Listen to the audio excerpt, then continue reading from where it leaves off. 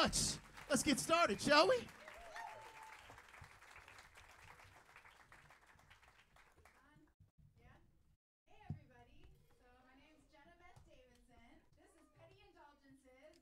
Round of applause.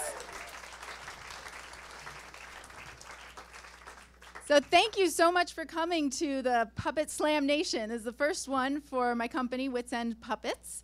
And we've pulled a lot of great acts together today. I have note cards, because otherwise I'd forget what I'm supposed to say. We are doing this with support from We Are Takoma. The series has given us generous donation of space and tech support, as well as a small stipend. And they say if you want more information on how to become part of the series, there is a brochure at the back, so check that out. So tonight's program, we have puppeteers from DC and Baltimore area. So who has been to puppet shows before? Everyone, right? Well, we have some really special puppet shows tonight. We have shadow puppetry, we have hand puppets, we have found object puppets, a lot of things you may never have seen before. So I'm really excited to share that with everybody. Just a couple notes, things that we got wrong on the program. So the first piece is Schroeder Cherry, and his pieces are in the program are flipped. He's doing them in the opposite order. And then in the second half of the show, there's a puppeteer with Catherine Fahey. His name is Dan Van Allen, and he's puppeteering and providing sound effects. So I just wanted to make sure I got credit out to everybody. So we are doing this for free, and we're so happy to share it with you guys.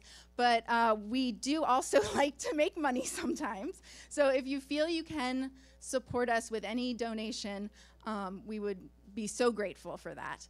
And you can do it at intermission or at the end of the show, whatever you feel like.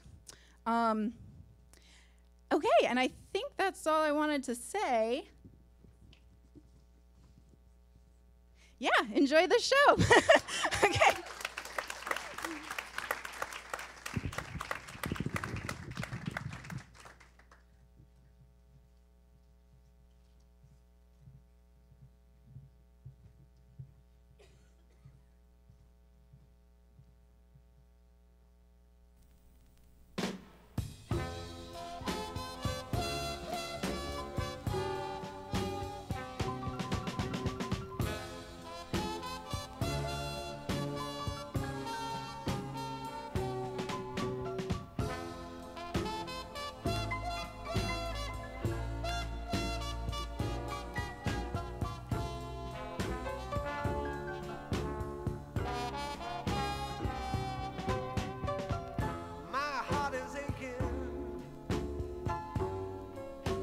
To break in two.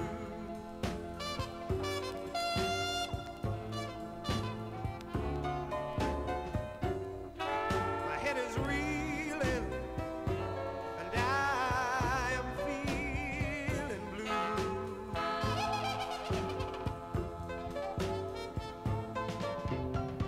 I feel just like a fish without a fin. The want of sleep, I'm getting thin. You don't think I'm sinking?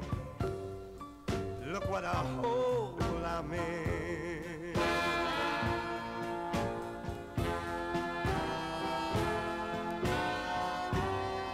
I've got the low down, the lowest of the low down blues.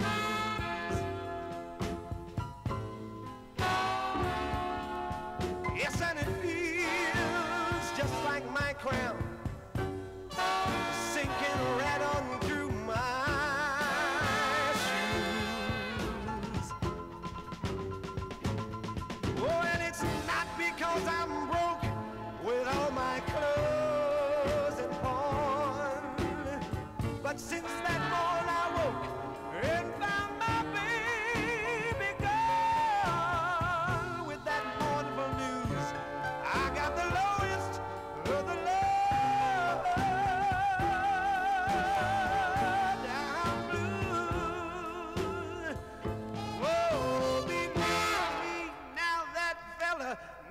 told no lie. Who said you'll never miss the water till the well runs dry? The one who took my sweetie, he better leave this shore, or there will surely be some crepe hanging on his door. I got the lowdown. I got the lowdown blues this very evening. Oh, and it feels like my crown. Oh, Lord, it's sinking right on through my shoes. Whoa,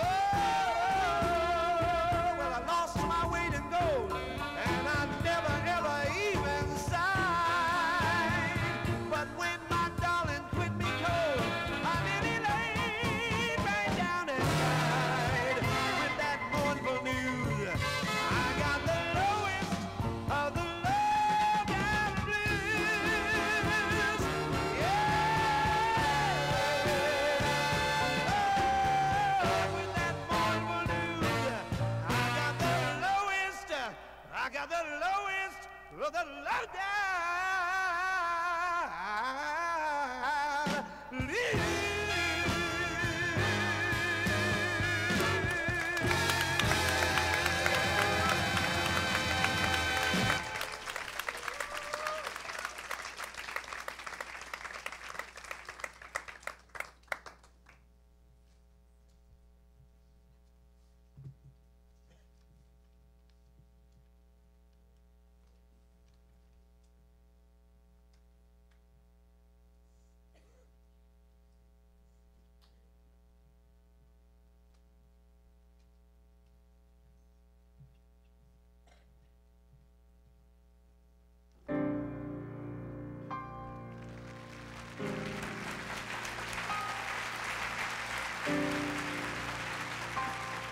I'd like to propose a toast.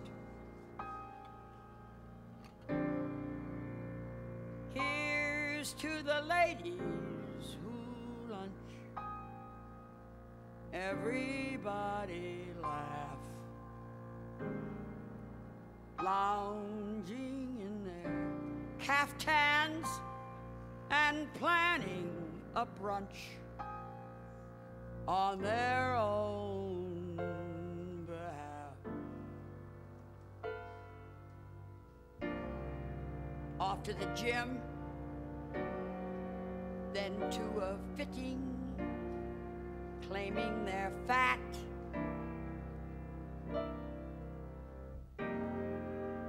And looking grim, 'cause they've been sitting, choosing a hat. Does anyone still wear a hat? I'll drink to that. Here's to the girls who stay smart. Aren't they a gas? Rushing to their classes in optical art, wishing it would pass. Another long, exhausting day, another $1,000. A matinee, a pinter play, perhaps a piece of Mahler's. I'll drink to that. And one for Mahler. Here's to the girls who play wife. Aren't they too much? Keeping house but clutching a copy of life just to keep in touch. The ones who follow the rules and meet themselves at the schools, too busy to know that they're fools. Aren't they a gem? I'll drink to them. Let's all drink to them.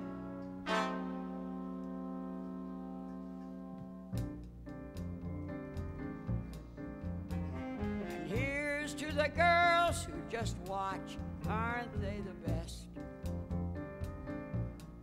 When they get depressed, it's a bottle of scotch plus a little jest. Another chance to disapprove, another brilliant singer, another reason not to move, another vodka stinger. I'll drink to that.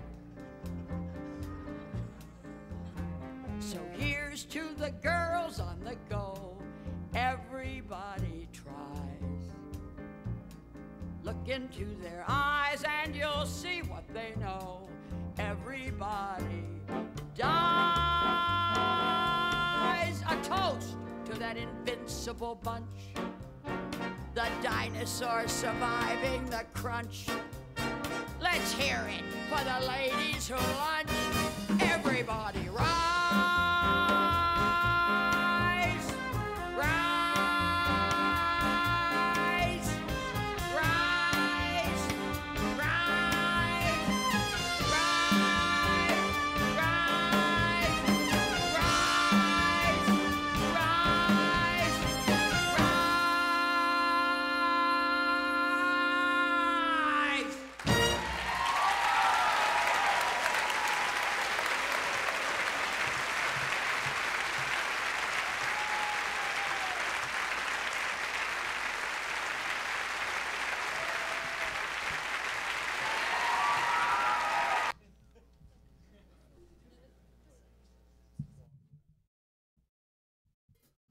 Good evening, folks.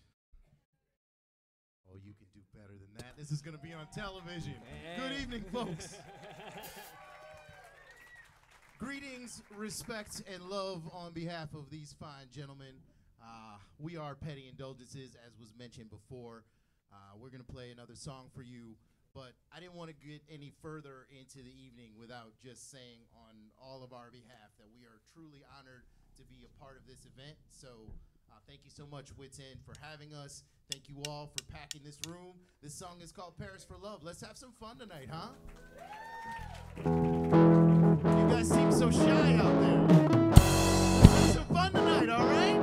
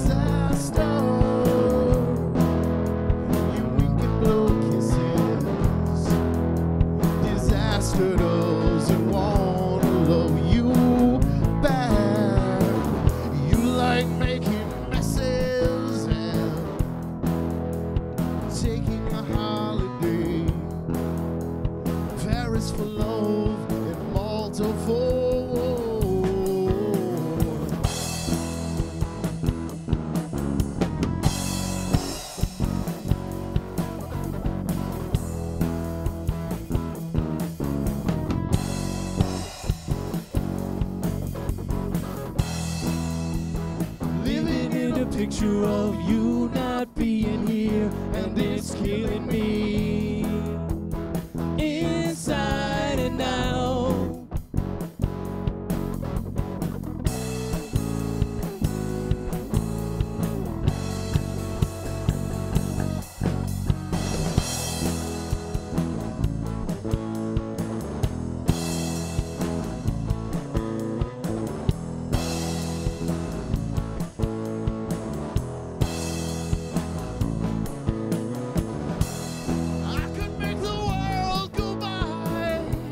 Stopping at the green lights, that won't last very long.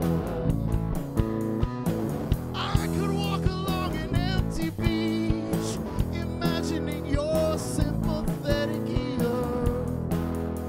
but that won't last for very long.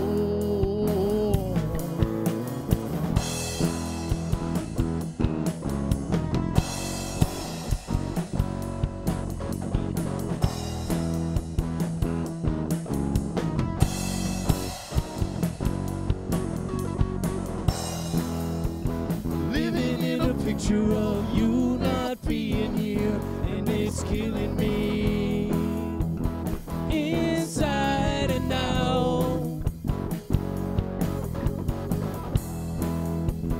By the way you lock the door, I'll come to feel you're not coming back. Coming back home. I feel like you're not coming back home.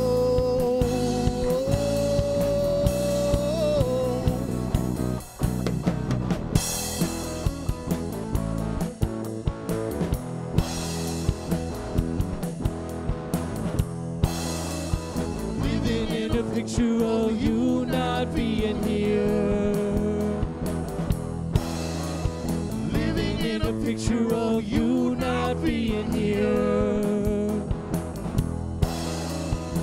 And it's killing me inside and out.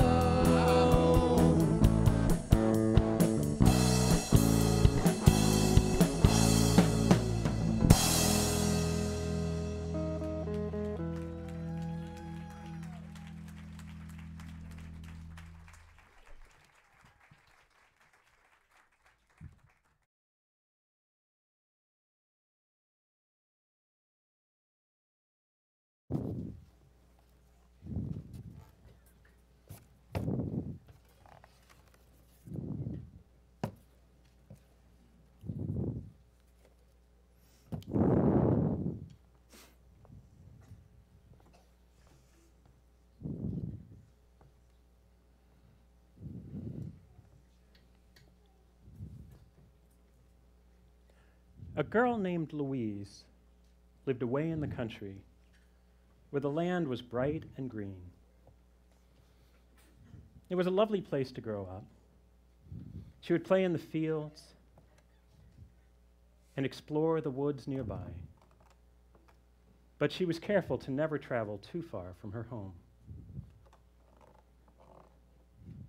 Her parents, though, would often go to the nearby town to buy and sell things in the market there. When they came back, often they would bring a treat or a toy for Louise. And in her mind, the town was a wondrous, exciting place, and she wanted nothing more than to go there herself. Mama, Papa, when can I go to the town? Not yet. There are many mysterious things on the path to town, and you're not yet old enough to understand them. Oh, Mama, Papa. Louise was very disappointed, as children often are. It seemed to her that she would never be able to go to town. But one day, on her birthday, her parents, surprisingly, changed their minds. Today, you are 13 years old, and you are now old enough to walk the path to town. Oh, Papa, thank you. Take these eggs and sell them at the market for the best price that you can get. You may use the money from one egg to buy yourself a birthday present. Oh, Mama, thank you. Thank you. The path from our home leads straight to the town. But there are 3 things you must know before you set off. Yes, Papa? First, you may see a small path leading away from the main path. Do not follow it, not even for one step, no matter how much it may call out to you. No, Papa. I won't follow any path except the main path to town. Second, if you meet the wolf, he may try to buy some of your eggs. Oh, Do not sell him even a single egg, no matter how much he offers for them. I will not, Mama. All of these eggs I will sell in the town.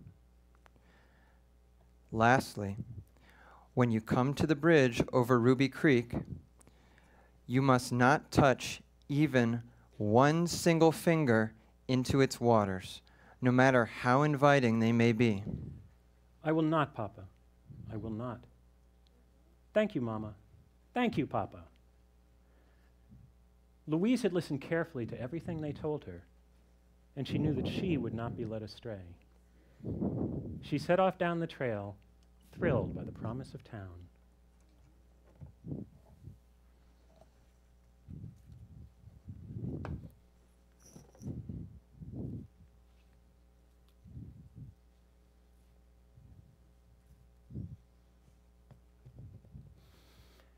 Louise was surprised by how quickly she had left behind all the places and things she had known all her life.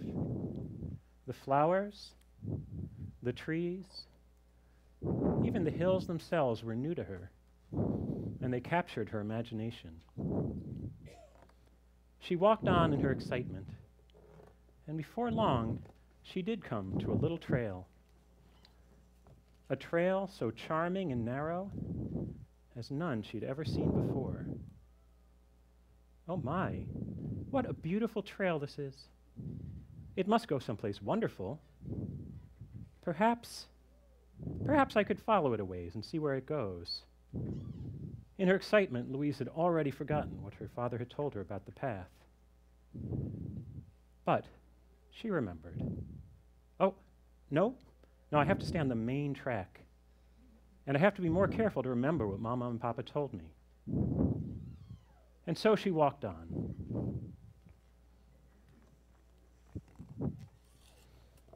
The warmth and beauty of the day lulled Louise into a lazy, dreamy state. And soon, a wolf was walking down the trail towards her.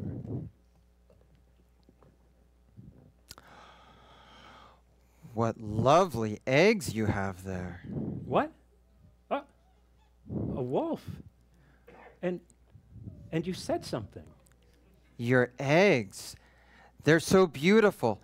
May I buy one, please? Oh. Oh, my.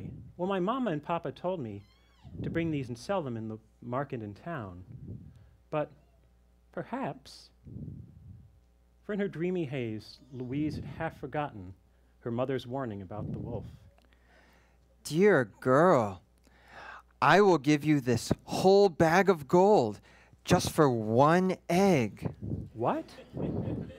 Oh, my. What wonderful things that gold would buy in the town. And it is my birthday. And so Louise went to sell the egg. But then,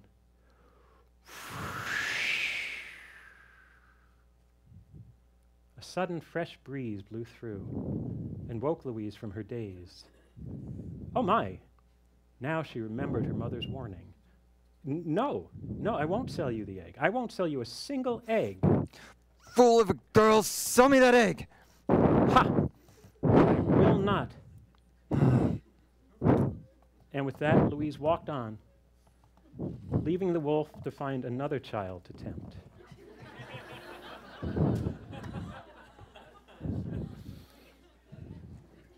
As Louise traveled, the day grew hotter and hotter still, until finally she came to a little stream. A little stream so cool and lazy and red, she knew that this must be Ruby Creek. She had not forgotten her father's warning about the creek, but she was tempted nonetheless by its sweet waters.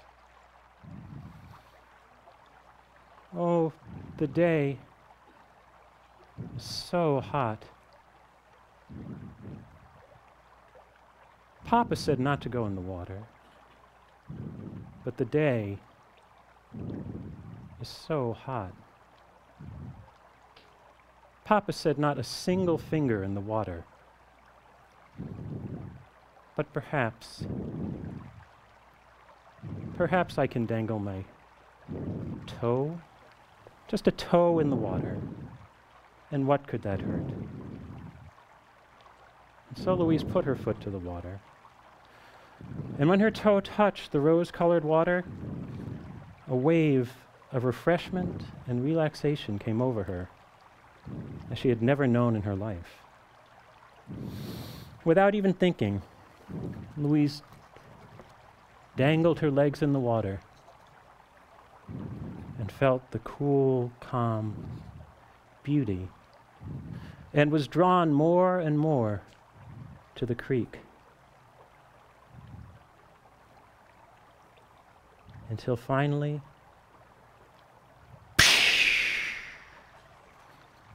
she fell into the water.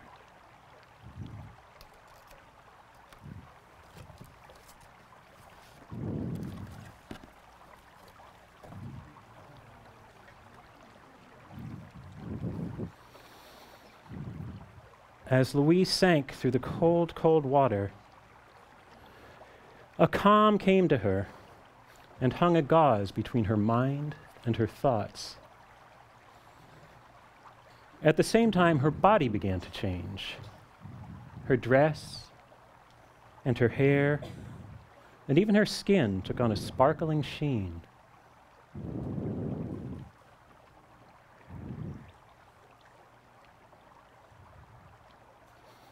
"Oh my," she said, "how strange that things should change so."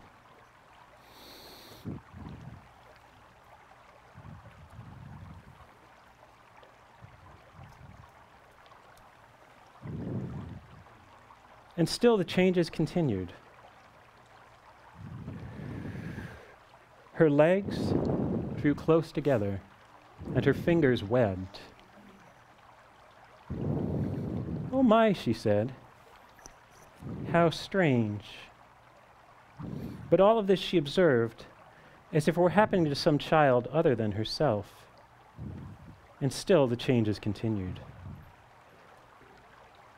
Her skin and her dress melded into a sheath of gold and silver scales.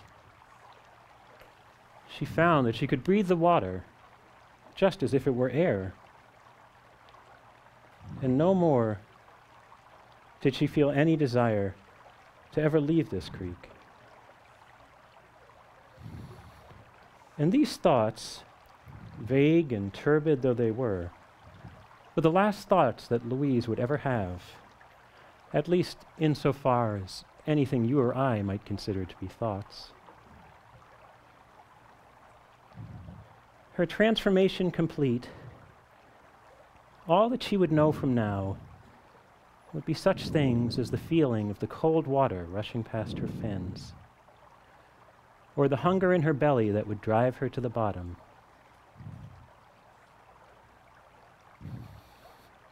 And the rest of her days she would spend in the waters of Ruby Creek.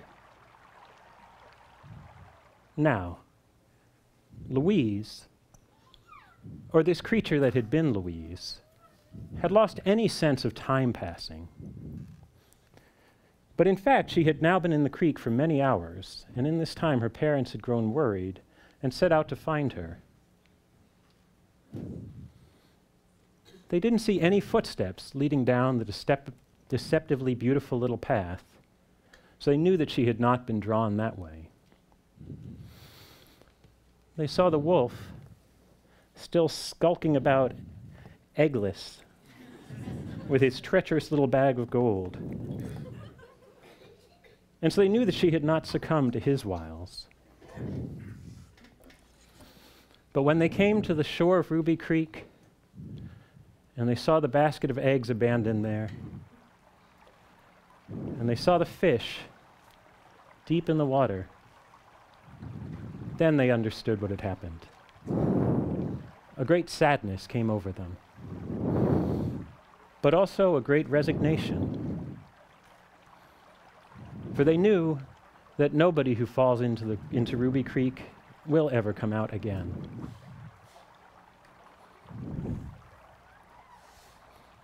The only thing for them was to build a new house along the creek, and there they would live the rest of their lives, watching over this fish that had been their daughter, and guarding so that nobody else would ever be lost to the waters of Ruby Creek.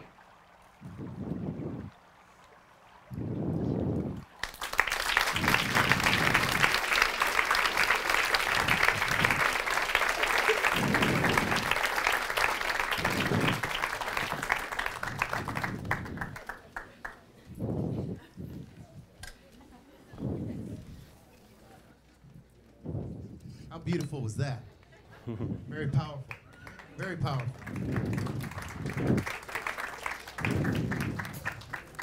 This is a song about a little town in Michigan called Chesaning.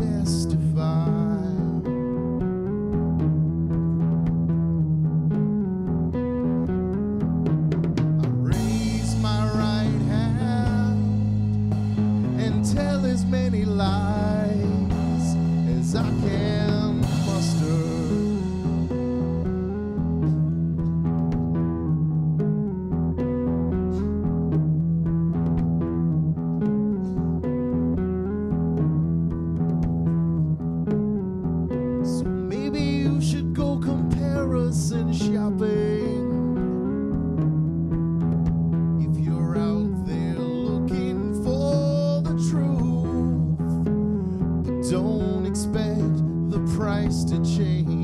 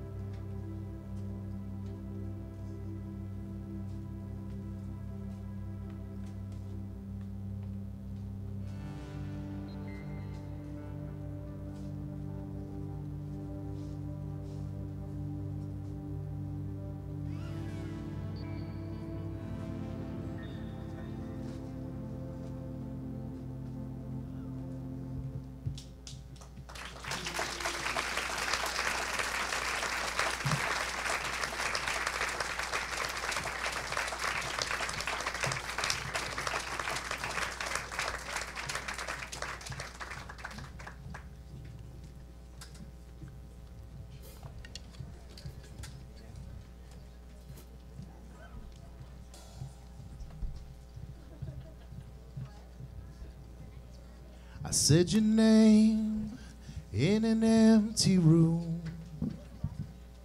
I said your name in an empty room. That's something I never do. 2, 3, 4.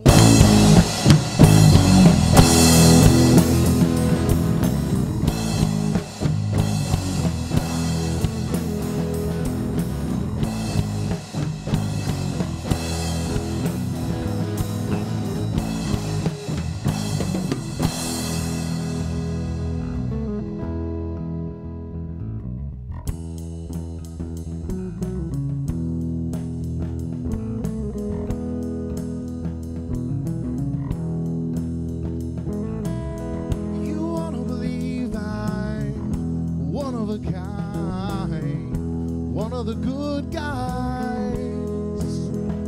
You're an optimist in a world of defeatists, undaunted and undefeated. While you were sleeping in the passenger seat, might have crossed the line I couldn't see. Outside of Chesapeake, it's a cruel fate. It's a stony gaze. Fell a long way down to the sea. The empty promise going undelivered in the same old way. That's why I'm coming home. I said I'm coming home. I'm coming home to set some wrong right.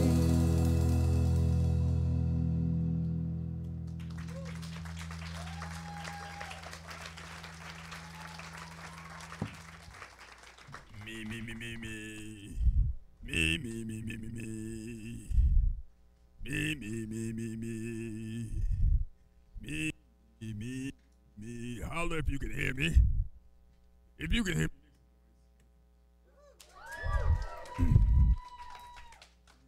me. I believe the children are the future. If you know the words, sing along, please. Teach them well and let them.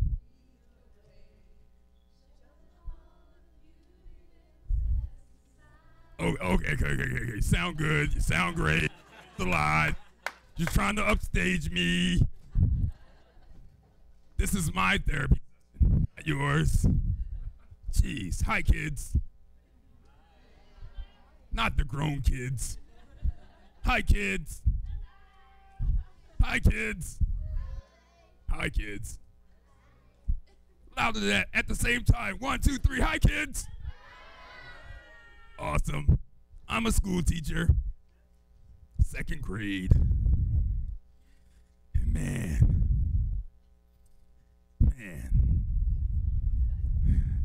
If you're a teacher, make some noise. Oh, I am not alone.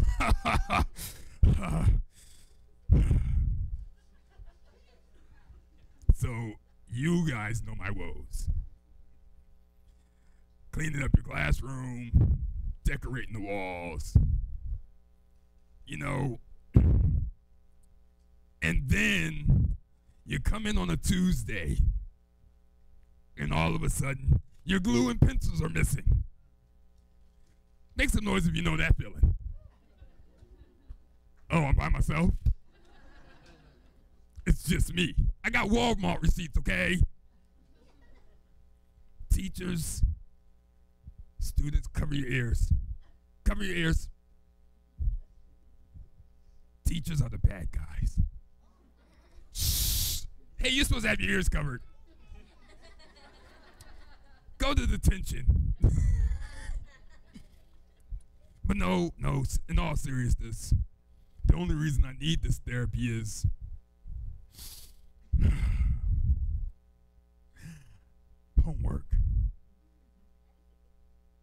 Someone said me too.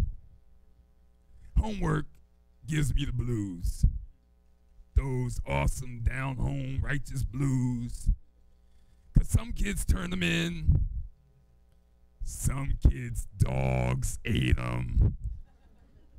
I mean, I used that excuse when I was a kid.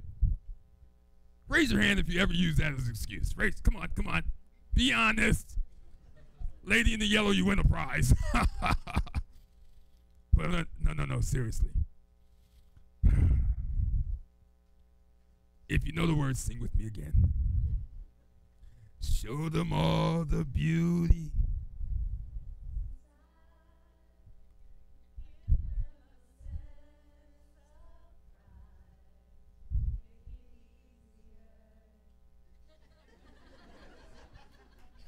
That was awesome. And you know your chorus cues too. You know, I just want to make sure kids and big kids learn and then are able to teach someone else what they learn. Is that too much to ask? Is that too much to ask? What? What's your name? Nathan? No recess. For the rest of the day. Mess with me.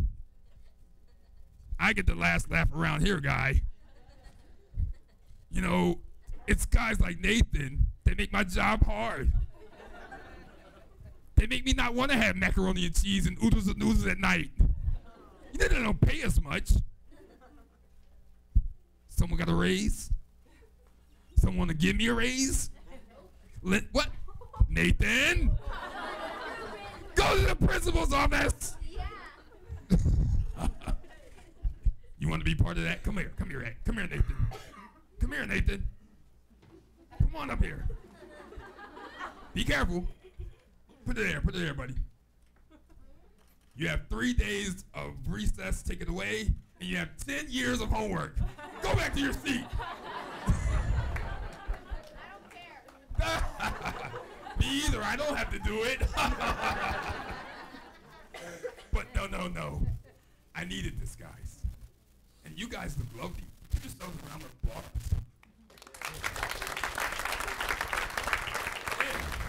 Yeah. So, I was supposed to have a breakdown sometime during this session. Maybe it'll be right now. The weird part is I never know when it's going to be. It could be right now! And then, you know, I like singing songs too. Like, we are the world. Sing it with me now. We are the children. I can't hear you. We are the world. Make a better day, so let's start giving. Sound really good, come on. There are. Come on now. I'm liking this side over here.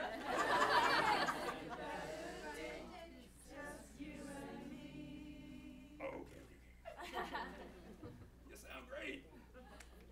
So, in my world, all I really want is to keep my students happy. I want to keep them laughing, smiling, and not giving out a whole lot of homework, Nathan. But then other teachers steal my things. And I tell the principal and HR, and I even report them to the union. But I don't have video in my room, so I can't prove it. So now I gotta go back to Walmart, Kmart, Target, and buy more pencils, and glue, and erasers. I think kids eat erasers. Don't tell them I said it. Kids, you did not hear me say it. You think it's bubblegum or something. See, you're laughing because it's true.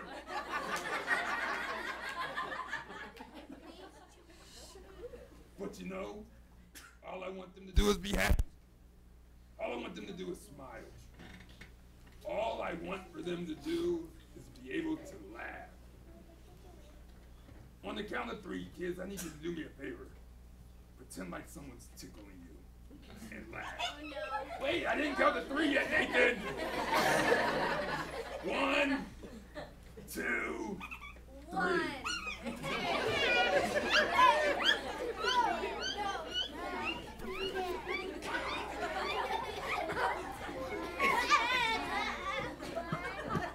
Is this better? Can you hear me better now? Okay. So, in all honesty, parents, teachers, adults alike, didn't that sound good? Didn't their laughter make you feel good? Imagine 28 of them just laughing for no apparent reason but to laugh. And the feeling that overcomes you is just like Calgon, take me away.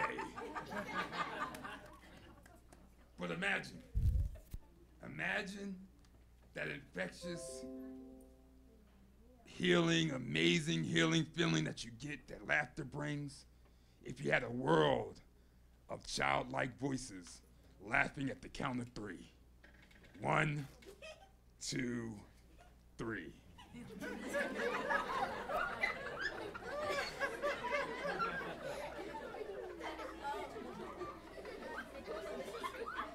Now, sing it if you know it.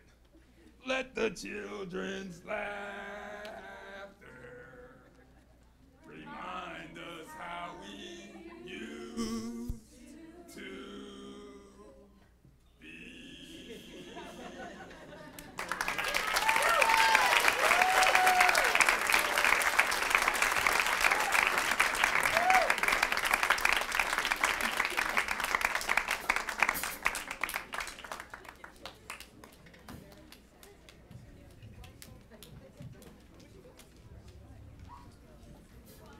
There is a very beautiful woman in the front row with a slight tickle in her throat. And this song is for her. It's called Palace of Logoni.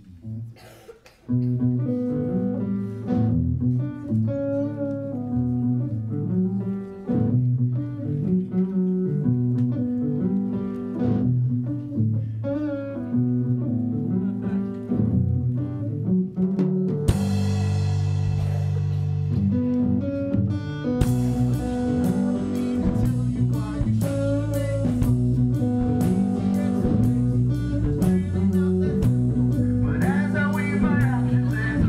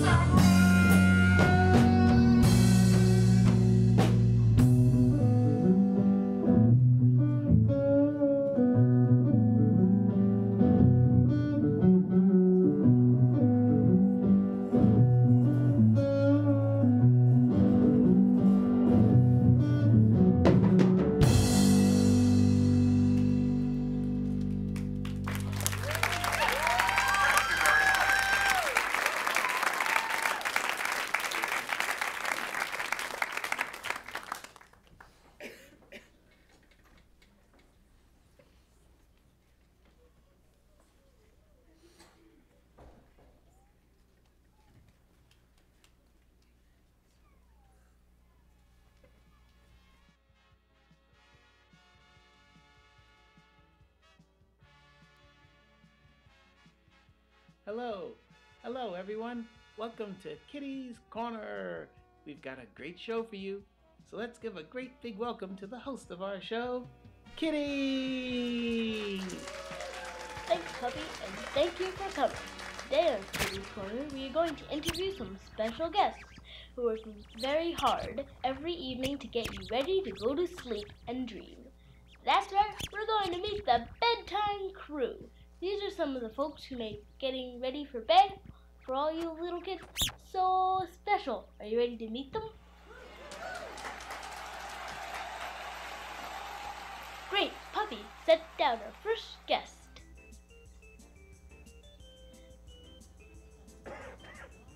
Wow. Welcome to Kitty's Corner. Please tell us who you are and what you do. We are the night sky. I am the moon, and we are the stars. When you see us, it is usually time for kids to get ready for bed. Nice to meet you, Night Sky. So tell me, how do kids get ready for bed? Let's see. Well, ideally, they would help tidy up first, put their toys away. You never clean up. Yes, I do. You didn't clean up last time. Now you got asteroids and space dust and a planet orbiting around you. That's because you were shining light in my eye and I couldn't see. Shh! Didn't I tell you to behave? Yes, ma'am.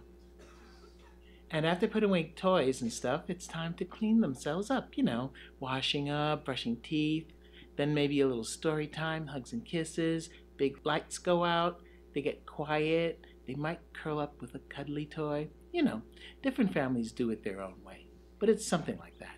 Cool. Sounds like having a routine is really good. I wish you didn't eject gases as part of your nightly routine. What do you want me to do? Hold it in? Stars? Sorry, ma'am. Look, we have to get back up in the sky now. Got orbits to maintain, you know. Sorry you have to leave so soon, but thanks for coming on the show. Let's hear it for the night sky, everyone. All right, Puppy, send out our next guest. Welcome to Kitty's Corner. Who are you and what do you do? Oh, well, hello, Kitty. You see, I am a... Don't tell me. Let me guess. You're a brush.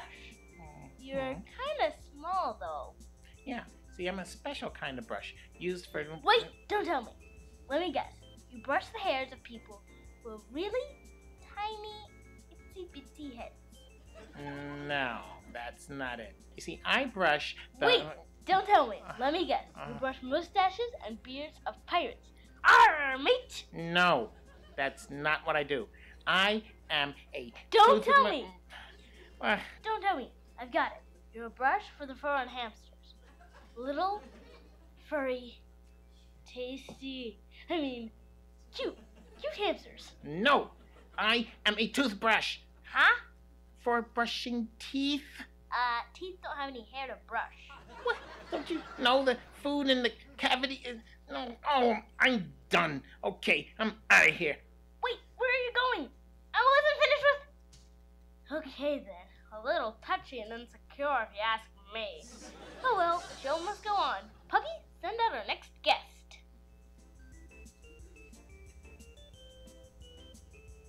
Puppy? The next guest was a washcloth and towel, but they're not coming because it's laundry day. Oh, okay. Let's just skip them and go to the next guest. I'm on it. The next guest was pajamas, but...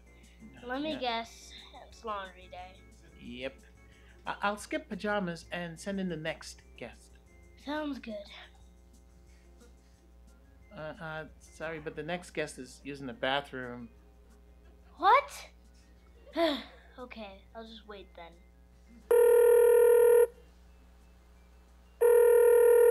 Hi, Kitty. How you doing? Mom! Hi, Mom. I'm in the middle of a show right now. Can we talk later? Oh, you're doing a show? Yes, right now, actually. So could we... You're doing a show today? Yes, Mom. Actually, we're having a little problem with our guest lineup, so let's talk later, please. Why didn't you tell me you were doing the show? I could have helped. Nope, I'm good. I thought you said you were having some problems. You can't run a show by yourself. I'm coming there to help. It's okay, Mom. Puppy's here helping me, and we're working it out. So you got Puppy to help, but you didn't ask me, huh? Well, look, I have something very important to talk to you about. Can it wait? No, kitty. Listen, I've been finding new scratches on the couch. I haven't done that ever since you got the spray bottle, Mom. Actually, you have been doing it. It's not me. I learned my lesson. It is you, kitty. You do it whenever you fall asleep on the couch. I do not sleep scratch. You do sleep scratch. I have video to prove it. Really? Where is this video? It's on YouTube. Just search for funny sleep scratching cat. Kitty? Kitty, are you there? You didn't really post videos of me sleep scratching on YouTube, did you? I did. It just hit 1 million views, which has really opened up the door to all kinds of endorsement opportunities. I don't believe this. I gotta go. Goodbye, Mom. Okay, but we'll talk about this later. Bye, Kitty Poo. Hey, Kitty, the next guest is ready to go. I gotta get myself together. Okay, send them on. Hey there, sorry. I was in the bathroom. Welcome to Kitty's Corner. Who are you and what do you do? The name's TP. Now I am paper. Nice to meet you, TP. How is your paper used? Well, you know, you can use paper for all kinds of things. You can write on paper. I guess journaling could be a nighttime activity, but I mean, you don't really look like a writing pad. Yeah, I know that. No, I can do lots of things, though. You know, you could use me to wipe up a spill or blow your nose if you don't have other tissue. Okay, well, is there a main thing that you do? Well, you know, I didn't ask to be this kind of paper. If I had my way, I'd be a paper airplane. I could be a whole fleet of paper airplanes. With this much paper, Why don't you try? I can't. I'm too soft and light, and besides, I don't even know how to fly. Oh well, then I guess you shouldn't risk it. You should just stay doing what you've been doing. Yeah, I guess I'll just keep on, No. You know, sometimes you just gotta take a risk. Yeah, Kitty, thank you. You know, the clouds are gone, sky's clear, and I know what I must do. Wait, I wasn't finished with the interview. Again? Is anything gonna go right today? Send in the next guest, puppy. Welcome to Kenny's Corner. So, who are you and what do you do? Once upon a time, there was a storybook. Is that what you are? Storybook? The story was of a show put on by a cat and a dog. Wait a minute. That sounds familiar. Where did you get this story? Because People came to see the show, but some of the guests didn't show up, and there was an interruption by a very unsettling phone call. The kitty sometimes got confused. I'm confused. But at least there was an interesting guest or two, and the show made people laugh. But for the rest of his life, Kitty's mind would occasionally return to this moment to ponder the question of whether the laughs were with him or at him. Somewhere in another part of the galaxy, there were some aliens that lived happily ever after. The end. What the furball was that? Okay, so this is a complete total fail. Sending out our last guest now. Whatever. Let's get it over with. Hi, Kitty. I'm Snuggly Bear. Hugs and kisses for everyone. Hi, Snuggly Bear. Welcome to Kitty's Corner. What do you do?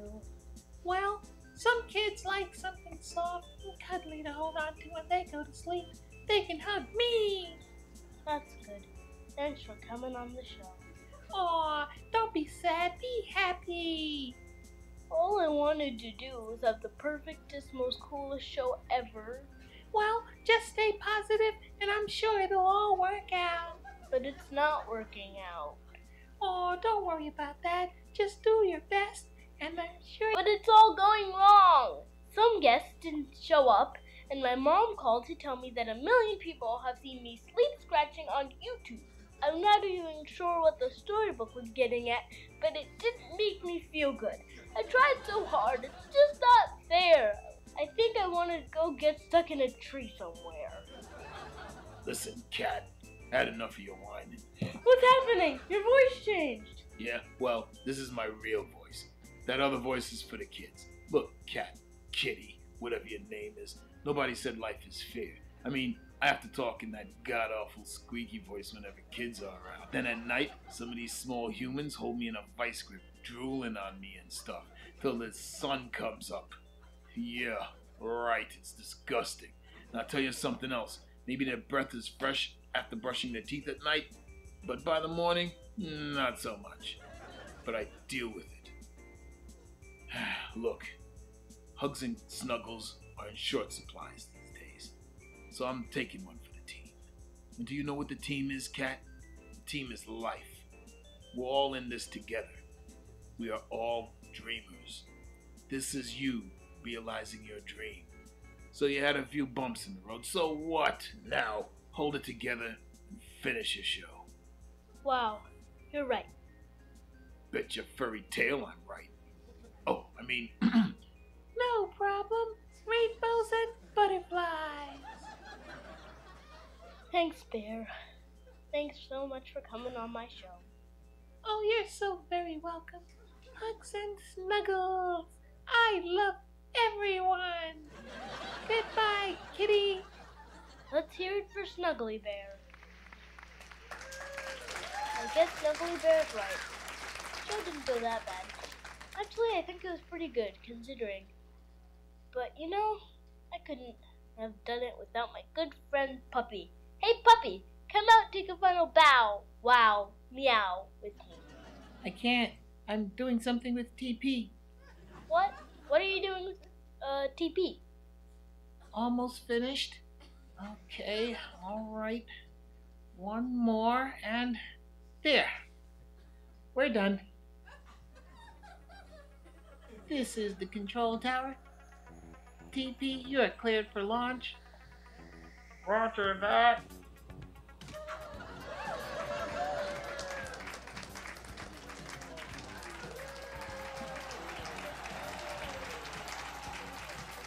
Great show, buddy.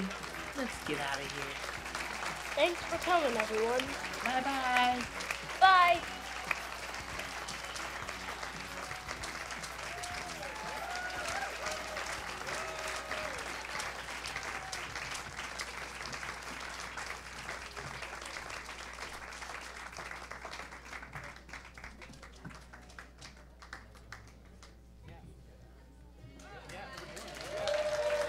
Yeah.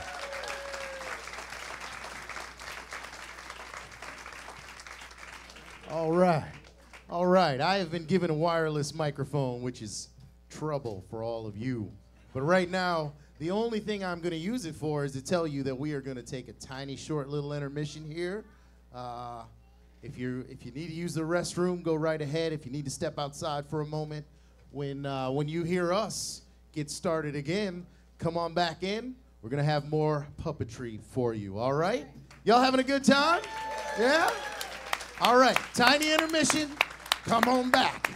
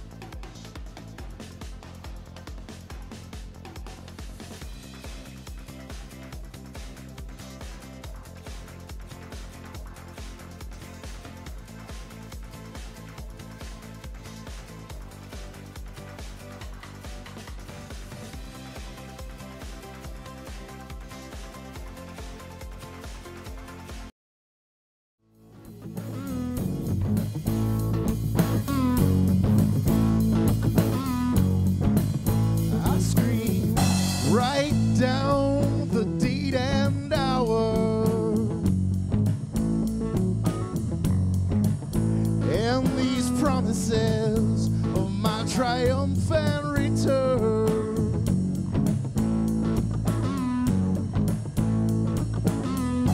Take a photo of me looking revolutionary.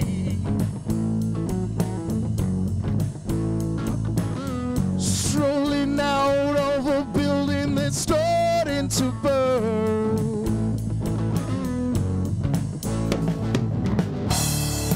Just in case I get to the end of my road. It's nice to know that I can always swing home.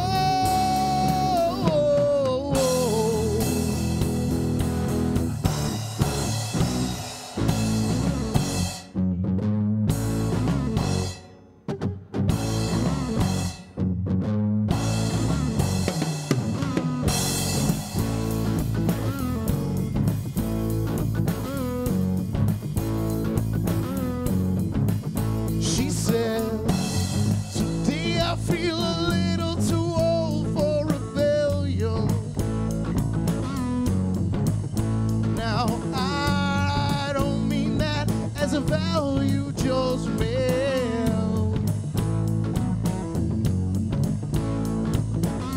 But there's a single file line of ants on our counter. And sometimes I feel like falling in behind now. That's when I say, if you ever find a noose at the end of your road, tie it tight around your wrist and hold. Oh,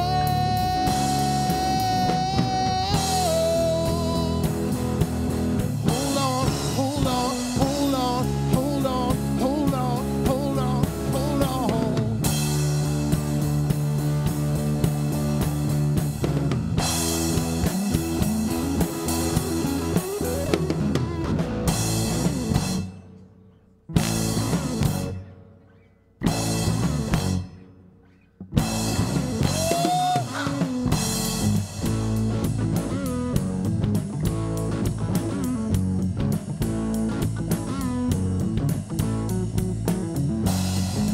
How many bubbles in a bar of soul? We can start counting now. We may never know. I won't make you a deal. You blow bubbles. You count bubbles. You pop bubbles. I guess I'm predisposed, searching for a ritual.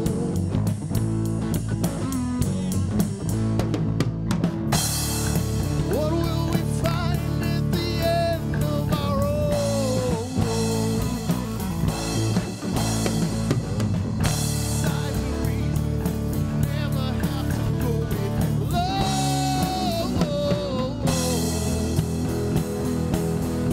No, no, no, no, no.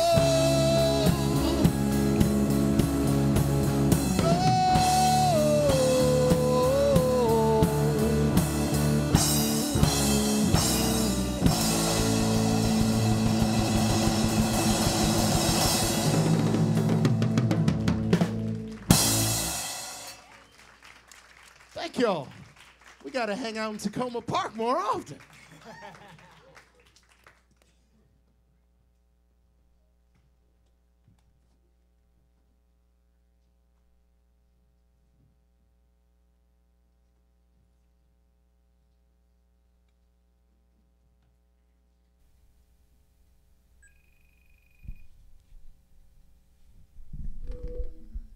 अस्सलाम वालेकुम। वालेकुम, क्या हाल है माँ? बस शुक्र है अल्लाह का। बस क्या हो रहा है? कुछ नहीं, काम कर रही थी, आप बताओ। मैं हाँ अभी नमाज पढ़ी, इसके बाद अब फिर फजर पढ़ूंगी। और फोन किया तुझे। अच्छा मुझे ये बताओ, आपने सिलाई कैसे स्टार्ट की? सिलाई तो मैंने बहुत बचपन में स्टार्ट की थी। समझ लो कि 6-7 साल से वो हाथ से करती थी, गुड़िया के कपड़े सीती थी, गुड़िया के कपड़े। फिर वो उसमें वो जैसे हाथ से मशीन, फिर इसके बाद पाँव से मशीन चला के सीखी, क्योंकि पाँव पहुँचते नहीं थे ना बैठ के कुर्सी में, फिर खड़े होके पाँव से मशीन से, वो वाली मशीन होती थी ना, वो कौन सी होती, पाँव से जो चलाते थे, मोटर नहीं होती थी, उसको क्या बोलते हैं? हाँ हाँ वो है, मुझे मुझे पता है आप क्या बात कर रहे हो। हाँ, तो मैं फिर खड़े होके पाँव यूँ एक पाँव से यूँ चला चला के फिर कपड़े, फिर अपना स्कूल का ड्रेस भी सिया। मैं उस वक्त क्लास 3rd क्लास में थी, तब मैंने अपना स्कूल ड्रेस सिया। और इस तरह ऐसे फिर मेरी दादी माँ ने मुझे सिखाया कि कैसे कटिंग होता है, ये वो। फिर स्कूल गई, 12 साल की उम्र में मैंने सीख लिया था सब। मेरी सर्टिफिकेट में भी तो 12 या 14 साल लिखा हुआ है। फिर इसके बाद शादी भी हो गई, फिर थोड़ा छोड़ दिया, फिर अब दोबारा शुरू कर दी। और आपको आपकी दिलचस्पी कैसे आई इसमें, जैसे आप गुड़िया के सीते थे कैसे? वो जिससे खेलते थे ना तो फिर उसके कपड़े भी सीने होते थे, तो फिर सीती थी। मेरा शौक था ना, पहले तो यही शौक होते थे, सिलाई सीखना, और पढ़ाई का भी बहुत शौक था, तो लेकिन ये कि इतना पढ़ नहीं सकी। तो जब मैं स्कूल भी नहीं गई तब से मैंने अखबार पढ़ना शुरू किया था। स्कूल तो मैं 5 साल के बाद गई, पता नहीं 7 साल में, तब मेरा वो था दाखिला हुआ, तब कुरान भी पढ़ लिया था, कुरान मैंने पढ़ लिया था फिर स्कूल में। तो इससे पहले ही वो उर्दू और सब ये पढ़ती थी सारा। तो यही है कि फिर ये सिलाई का शौक हो गया। तो पहले तो अम्मियाँ और ये घर पे ही करते थे ना सिलाई, दर्जी थोड़ी होती थी। तो आहिस्ता आहिस्ता फिर आ गई आदत, होगी। फिर वो दूसरों ने लोगों ने सिलाई बोला, नहीं आपकी सिलाई, आपको हमारे कपड़े सीने हैं, तो हमने सीती थी। पहले तो 2 रुपए 4 रुपए सिलाई की आती थी, इतने थोड़ी होते थे 100 रुपए। एक कपड़े की सिलाई 5 रुपए 2 रुपए, वो भी मतलब ये। और फिर ये आहिस्ता आहिस्ता फिर आदत हो गई सिलाई करने की, और अभी तक मतलब ये शौक चल रहा है ना, अभी भी करती हूँ। आपको मज़ा आता है ये करते हुए सारा? हाँ बहुत। मैं तो बोलती मैं खाना वाना नहीं बनाऊँ, मैं सिलाई ही करूँ। सिलाई में अच्छा लगता है, बहुत अच्छा लगता है। एक पढ़ना और एक ये सिलाई, मुझे दो चीज़ें हैं। ये जो आपने जर्नल बनाया था, ये जर्नल के क्यों बनाया था? आप स्कूल में थे ना? ये तो वो ड्राफ्ट है ना सारे, हम जब सीखते थे तो ये बनाने पड़ते थे ना हमें। ये तो छोटे कर दिए आधे से आधे, तो पूरा होता था ना, जैसे कमीज, पूरे कमीज की पहले ड्राइंग बनाओ फिर कटिंग करो, तो सब ये इंच टेप से नाप लेना पड़ता था। तो ये हम एक इम्तिहान में फिर हमें बना के दिखाना होता है ना, पूरा कोर्स होता है, ये पूरा कोर्स है। ठीक है, चल ओके, चलो, अल्लाह हाफिज़। अल्लाह हाफिज़। अल्लाह हाफिज़।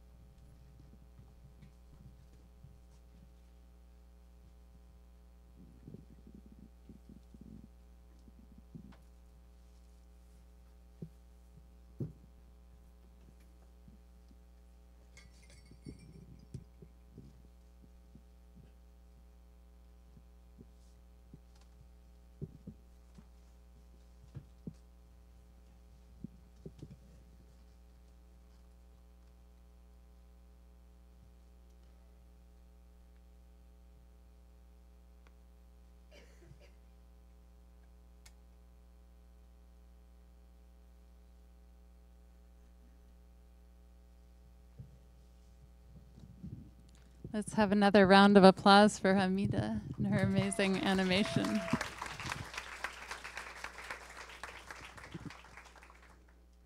I was going to wear this great top hat, but I realized with this big barrette, I can't put it on. Hi, I'm Catherine Fahey. Got Dan Van Allen back here, and we're really excited to be here tonight. Thank you for having us.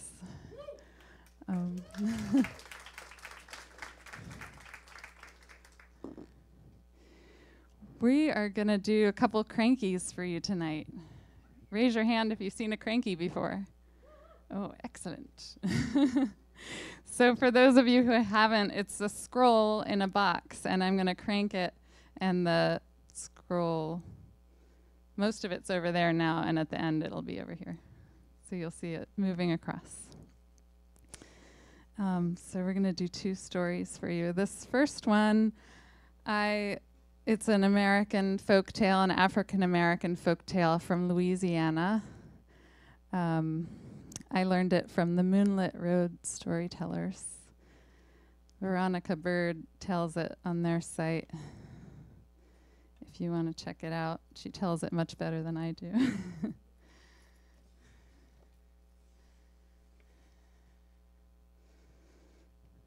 Would anyone like to read the title? Very good. And how is he looking tonight? Excellent. Okay. I think we're ready.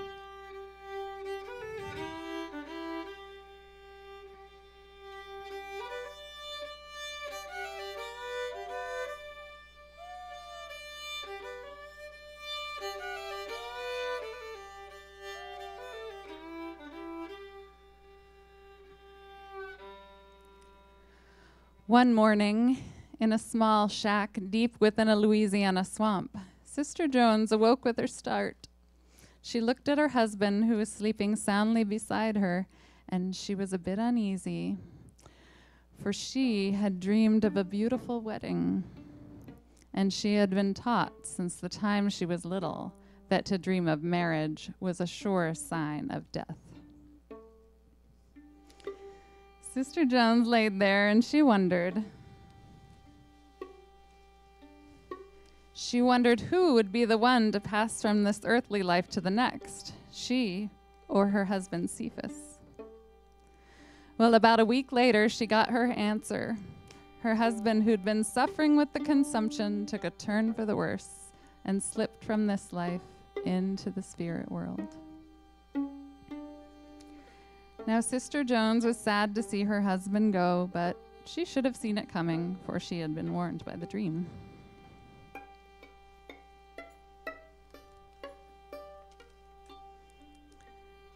Sister Jones immediately covered all the mirrors in the house, because everyone in town knew that if you didn't, the image of the dead would remain in those mirrors. Now, Sister Jones loved her husband, but she didn't want his image hanging around in those mirrors.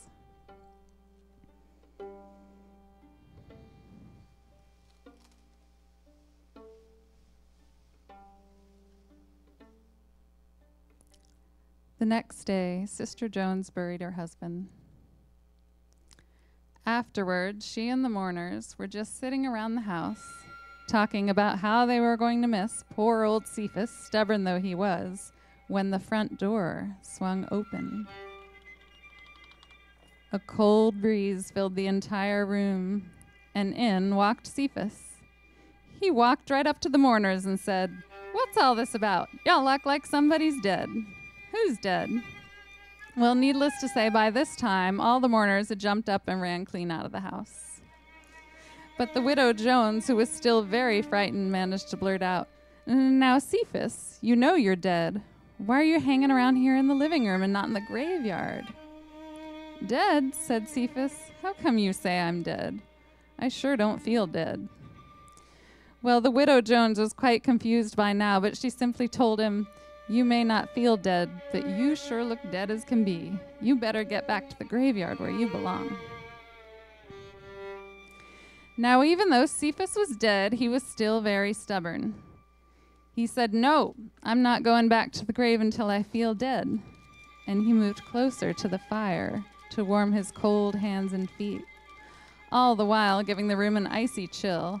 And from sunup to sundown, day after day, that's all he did, sit by the fire, rocking back and forth.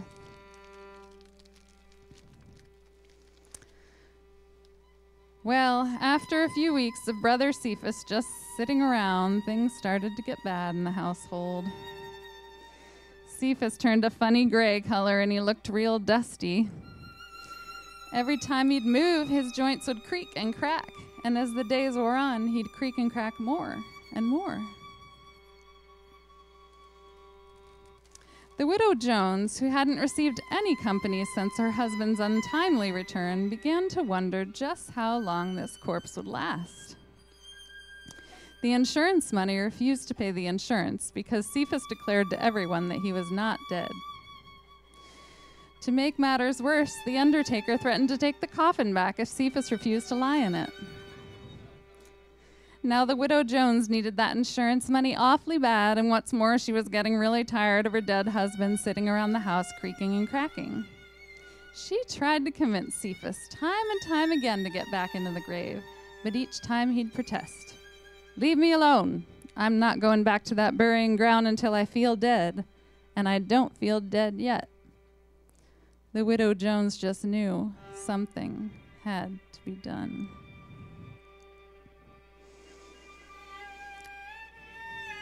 Well, Cephas had been sitting around the house for about a month before one night the best fiddler in town built up enough nerve to go by and visit the widow Jones. He came in and sat on one side of the fire, and Cephas sat in his favorite rocking chair on the other side, still creaking and cracking, trying to warm his cold hands and feet. They exchanged glances and made small talk as small as a human and a corpse could make. But after a few minutes of this, it was obvious that the two men were rather uncomfortable. By and by, Cephas blurted out, "All this sitting around is boring. Let's the three of us do something fun. How about some music, brother fiddler? Let's dance and limber up our joints a bit." Well, still trying to get used to the fact that he was sitting talking to a corpse, the fiddler got out his fiddle case, opened it up, and started to play. When Cephas heard that music, he jumped up, shook himself about, and started buck dancing around the room. "Now that's more like it," he hollered as he skipped and pranced about, his old rotten bones creaking and cracking even louder than before. For a dead man, he sure could dance. In fact, he danced so hard that a piece of his arm flew loose and fell on the floor. I know. When the fiddler saw that, he stopped playing and said, "Good golly, look at that." But the widow Jones grinned at the sight, an idea coming into her head. "Play faster," she demanded. So the fiddler played faster, and Cephas danced faster. He danced so fast the pieces of bone went flying everywhere. Now by this time the fiddler was so scared he didn't know what to do, and the widow kept hollering, "Play faster, play faster." And the fiddler, too frightened to do otherwise, played faster still, and Cephas danced faster, bones dropping all the time, until all at once Cephas began to crumble to the floor into a big heap of bones. There lay the bones of Cephas, still as they could be, except for his big old bald head. Why, it kept dancing all by itself, just grinning up at the fiddler, bouncing all over the floor, dancing and grinning. And the widow hollered, "Play faster, play faster." But this time the fiddler wasn't hearing any of that. He said, "Sorry, Sister Jones, but I gotta run and get me some rosin for my bow. I'll be right back." Well, I'll have you know that fiddler ran out the door in a flash and has not been seen since.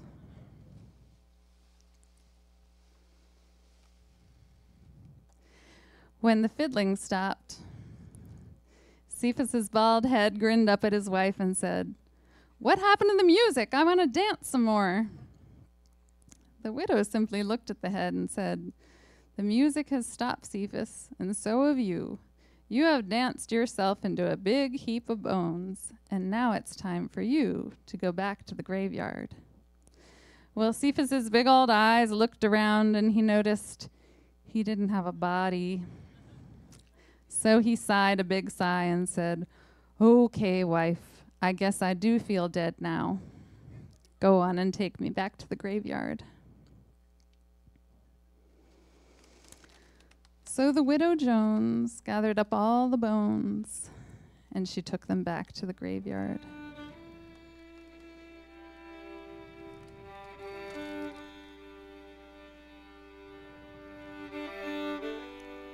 But she was real careful this time to lay all those bones all crisscrossed, so Cephas couldn't get up and dance some more. And after that, Cephas didn't get out of the grave anymore.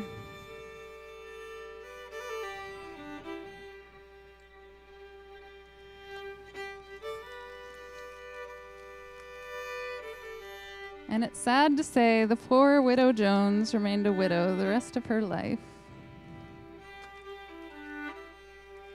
Most folks think it was that dancing head that kept all the men away.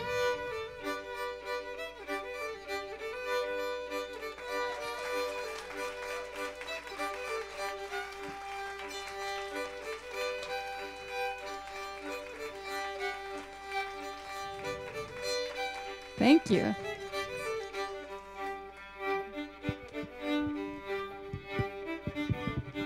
That's Jay Delisio you hear playing that amazing fiddle.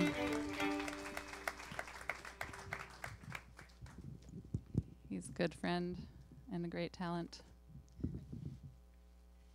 We're going to switch this out and do one more for you. I love that story. Every year, you may not believe this, but every year the music school in Baltimore, the Peabody, pays me to make a ghost story for their Halloween party. I've read hundreds of ghost stories. And I love that one. It's so unique because it's so funny. And it has music.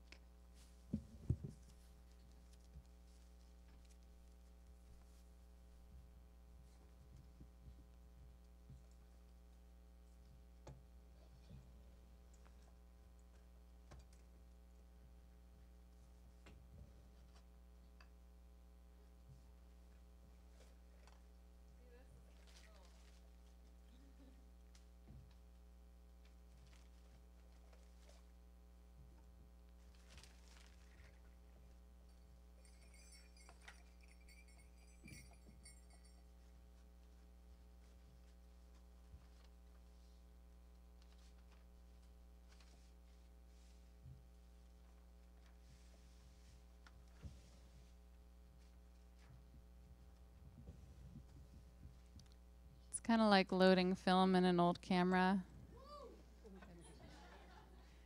It's just as awkward.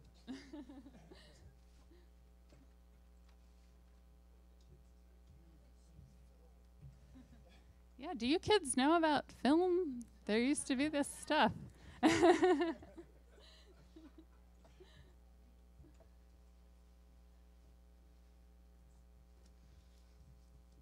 All right, we're going to do a story that comes from a magical city way up north, 1 hour from here, called Baltimore. Has anyone ever heard of an Arabber? All right. Nice. All right, well,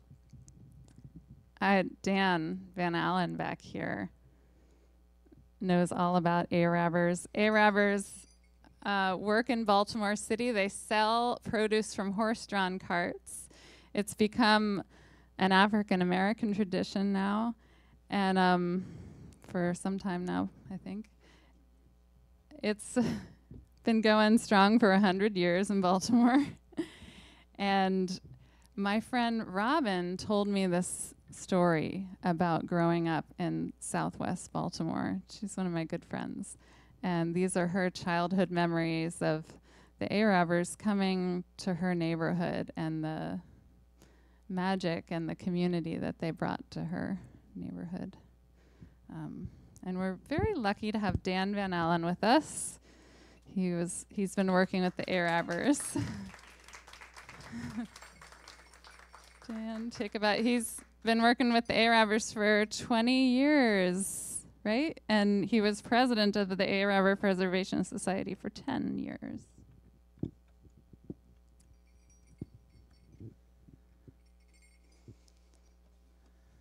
So this is a story, a collaboration with Robin Reed.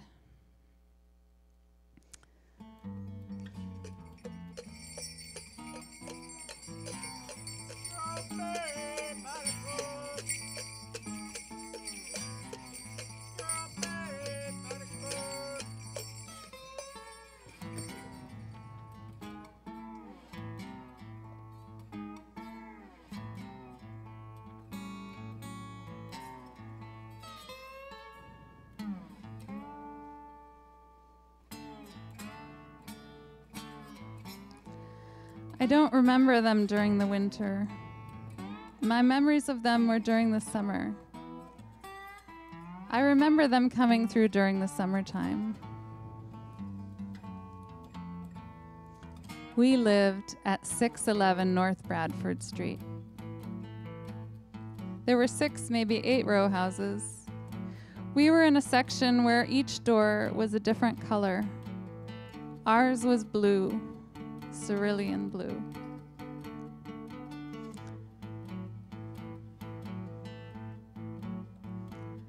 I remember waking up to their calls. It was a funny, haunting sound. Their voices would bounce off the wall of the school I went to, which was across the street from my house. If I was outside, I'd be on the stoop like everybody else. But mostly, I was hanging out of that window we weren't supposed to be in. We were always hanging out of those windows. Literally. Our heads were over, and our legs were swinging up. I can just hear him now telling us, "Get out of the window. Stop hanging out of the window." If we were in those windows, we'd be watching from above, and you could see him coming down the street.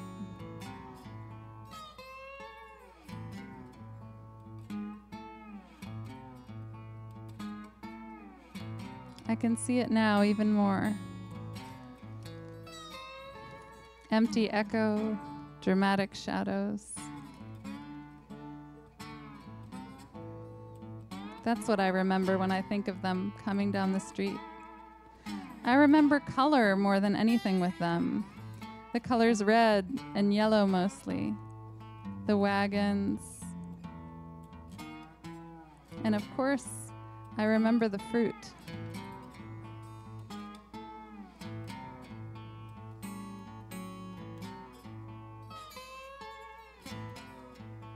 I especially liked the horses, how they were decorated, the bells. They seemed like fairy tale, and some of the horses had those funky waterfall plumes. But I was afraid of them too. I was afraid of the noise. Our street was narrow and short, so the sound was louder and it would echo the clomping of the horses and the haulers.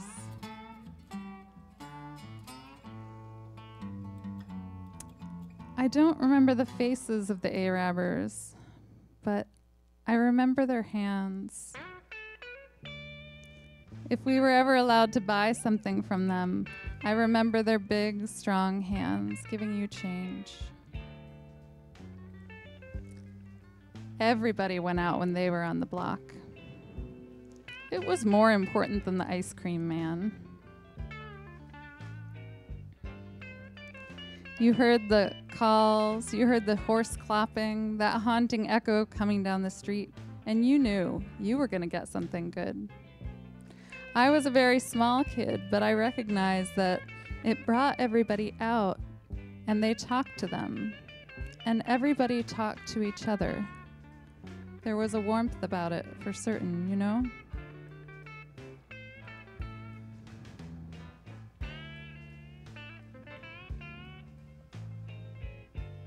Us kids were more intrigued by the horses than anything.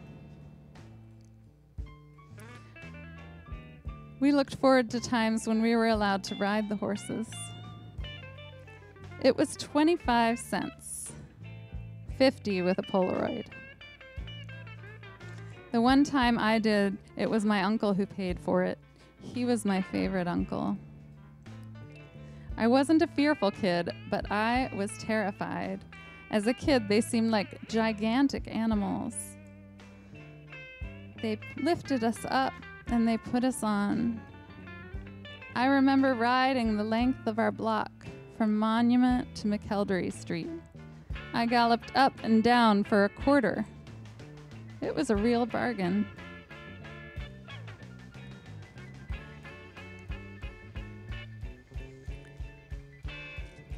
When it was hot out, we would sell snowballs.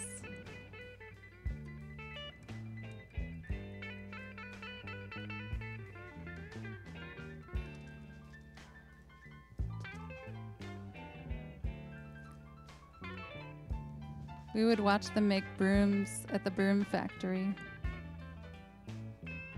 I remember watching them wrap the wire around the brooms.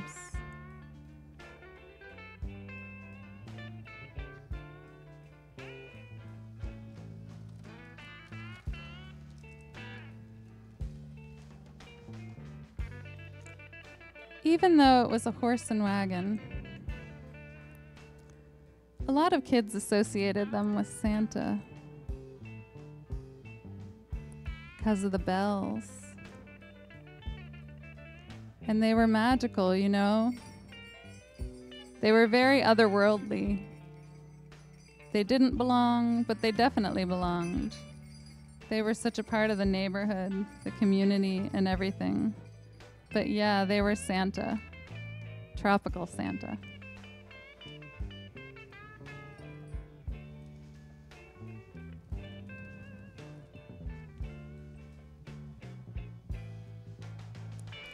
They were a beautiful necessity. They were essential and normal and needed to be there.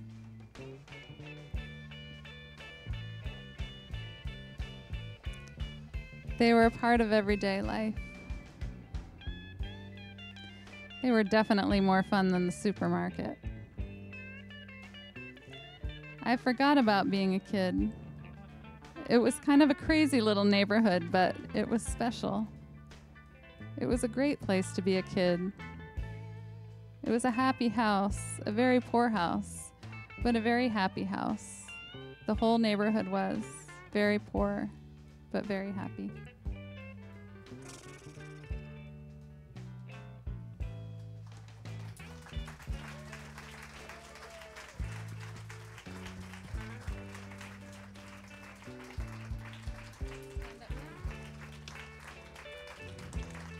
Thank you. Dan Van Allen, everybody. Thank you.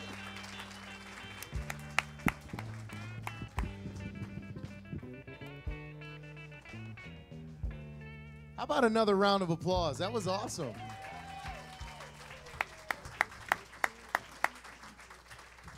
I know I said it before, but I will say it again.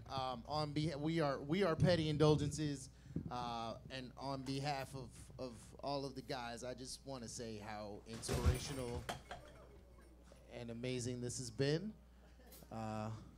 That wasn't awesome, but almost everything else that has happened tonight has been really awesome.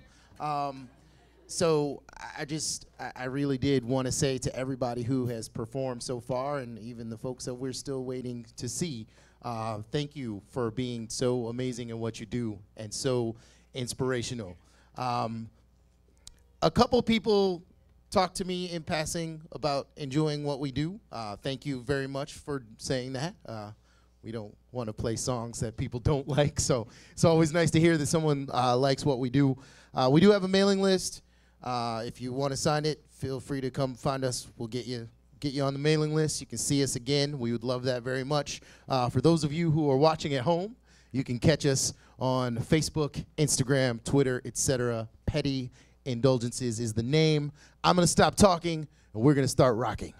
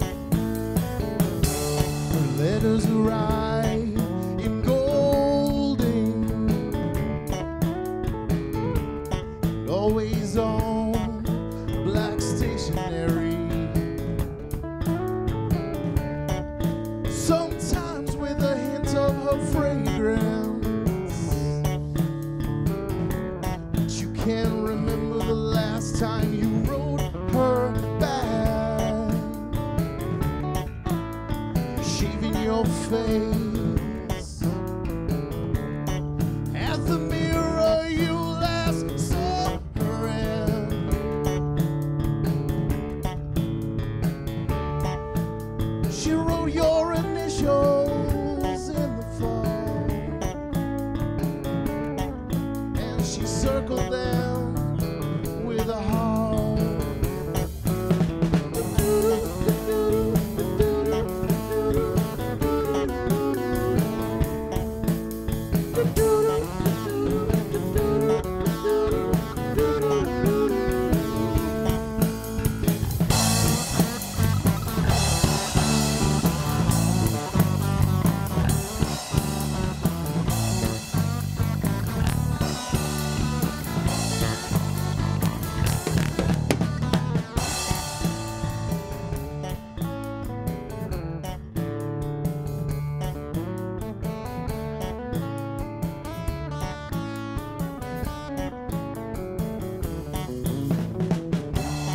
You should have known long ago.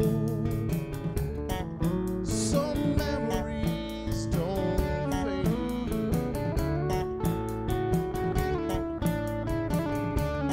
You should have known long ago that when the tide comes in, it rolls.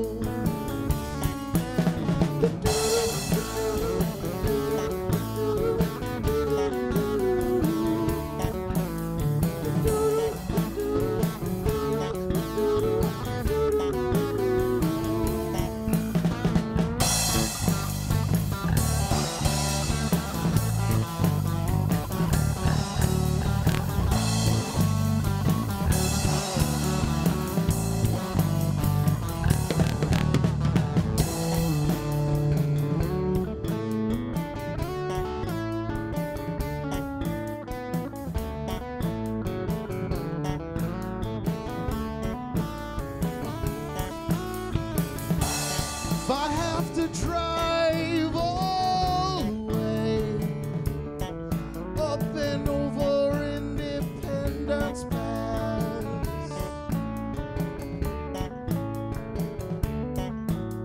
I'll leave her letters in the snow up there.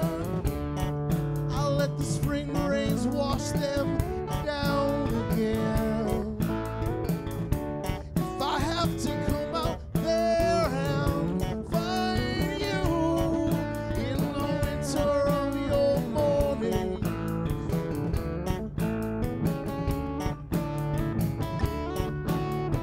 just so you can untie yourself and see her out of your mind.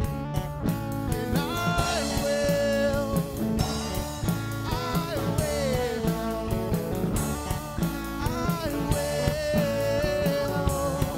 I will. You sing it.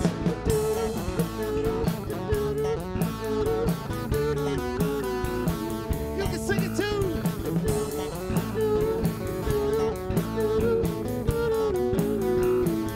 Want to hear from you.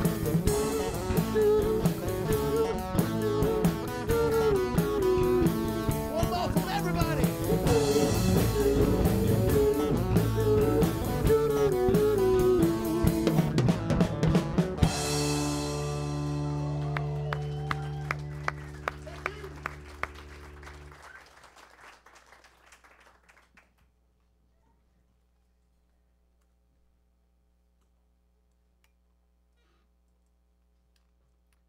Can you hear me? Hi, my name is Matt McGee, and this is an original folk tale that I've been wanting to do for a while. And this is about a little over a week's worth of work to do it. Hope you enjoy.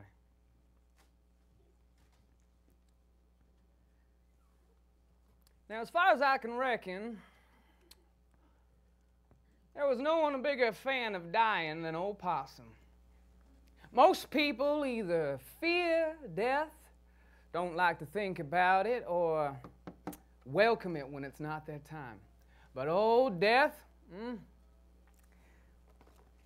he liked toying with death more than a kitten with a ball of yarn. And he didn't just play dead, no. He would act the accident, feign the fatality, or demonstrate the dangerous at weddings, parties, bar mitzvahs, reunions, just about any gathering of critters he could find, just so we could cause a fuss and get them all worked up in a frenzy. And then he would just laugh and laugh and laugh until his sides hurt. His friends would say, "You best be careful, old possum, or one of these days, old Death's gonna come knocking on your door, and then you'll be sorry." Ah! Are you kidding? Ha! I'd like to see him try. I'm so good at playing dead, I bet I can fool even Death himself. Well, that became his motto. I'm so good at playing dead, I can fool even Death himself. Well, that's bold words from a stubborn critter. Weren't too long before Death's ears started itching.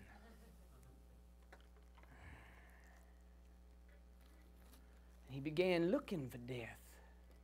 I mean, for Possum. That would be weird. He began looking for Possum. So one day, he came upon him as he was in the middle of scheming one of his next performances. Hello there, old possum. Good morning, stranger. Stranger? Wow. Don't you recognize me? Can't say that I do, there, friend. There it is. Friend. You've been spitting words about me so long and so much, I thought we was close companions. I'm sorry, buddy, but I never seen you before in my life. Most people don't. That's generally how I like to keep it, but for you, I'll make an exception. What are you talking about? Wait, now you're catching on, friend. Word is, on the swamp, you think you can fool me. You're Death in the flesh. Well, sort of. Well, it's true. I'm so good at playing dead, I bet I could beat even and fool even you. No, friend. I always know the difference. But I'll tell you what. You think you can fool me? I'll let you off the hook. You fool me, I'll let you live forever.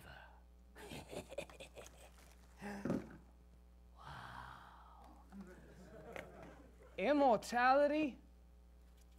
For playing dead so well that you fool even Death himself? If ever you want to know the definition of the word ironic, just take a listen to this story.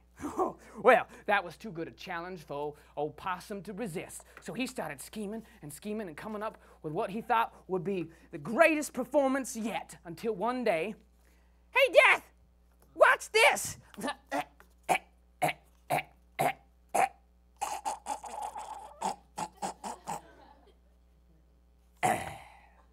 In his mind, it was his most convincing death ever. But Death merely said, "Not dead." Well, old Possum weren't going to let that keep him from trying, so after days and days of plotting and planning, he got Death's attention once more. Death! Oh! I'm slipping! Oh, no! Ah! And with that, he died. Not dead. Dang it! It went on like this for months and months. Old Possum would set his mind to how to achieve the most gruesome, deadly, totally believable death. And when Death still wasn't convinced, he'd rack his brains for another idea. After some time, Death started getting annoyed by old Possum. "That's it, I'm starting to get annoyed by you, old Possum. Follow me." "Well, where are we going?" "Just stay close." He led him down a dark path in the swamp until he came upon a very strange sight. If I could just find all my puppets.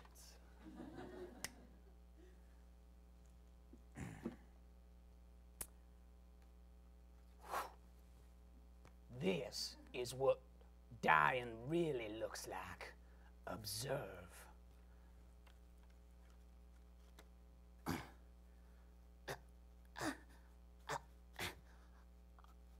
Please, help me.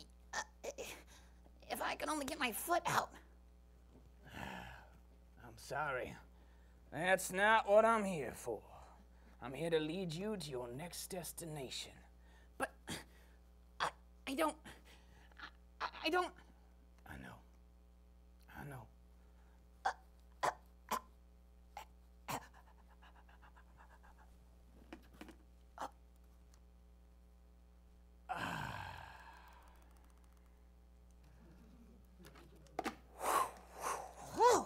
Whoa! Oh, whoa! What's going on? Oh, this is what's happening? Oh, I feel so free. I feel so free. Follow me. Okay, let's go. That is how you die. Well, Possum weren't sad or disturbed by this. No. Old Possum's mind was now whirling with new ways to fool Old Death. Till one day, he came back and started hollering, "Oh, Death! Oh, Death! I am now a ghost! Oh, lead me, oh Death, for I am now dead, for reals!" But Death merely said, "Not dead." Dagnabbit! Oh, well, I wish I could say that was the end, but old Possum never knew when to quit. This went on for years. Years and years. Come on now, get off that. It didn't work last time, so let's do. Okay, how about this one? Not dead. Not dead. Not dead. Dang it, dagnabbit! Though old Possum couldn't fool Death, he was still determined to be the best at figuring out how to play dead. So he gave up trying just for a bit so that he could follow Death on his work. He took notes with every critter that would die. At first, Death was amused at this constant companion following him about, but this gradually turned to annoyance again. For everywhere Death went, there was old Possum taking notes, which became quite distracting when dealing with each critter Death was supposed to escort. Please, I'm not ready. I know, but here we are. I'm scared. You'll be fine. I'm sorry, who is that?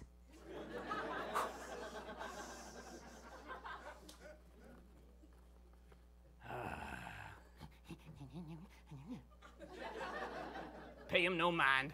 He's just a sicko. Oh, Okay. That is how you die. Well, old Possum's notebook was almost full. His pages bustling with all the morbid tales of mortality. All were fascinating studies for him to help plan his next and hopefully final performance. He knew he was close to hopefully, finally, figuring out his final performance. yes. Yes, I am. Until he cast his eyes on what would be his last death of his education. Now, death comes to all, and that's the truth. Most of the time, he prefers visiting the weathered and the aged. Sometimes he has to make emergency stops to those who fall prey to fatal accidents or fall prey to predators. But occasionally, and regrettably, even old Death himself, he has to pay a visit to those whose appointment with him should have been many years away.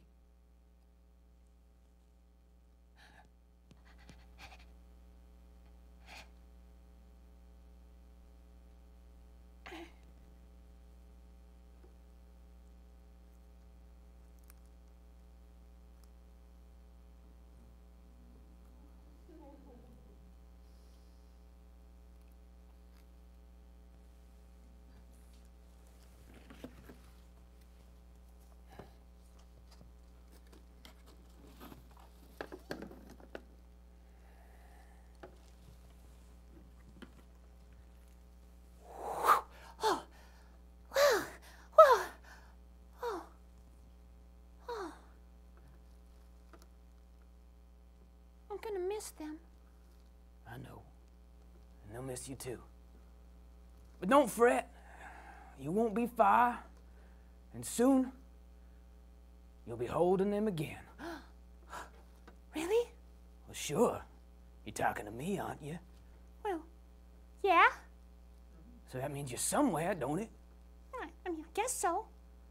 Well, if you're somewhere instead of nowhere, then it's only a matter of time until they're in the where you are. Huh.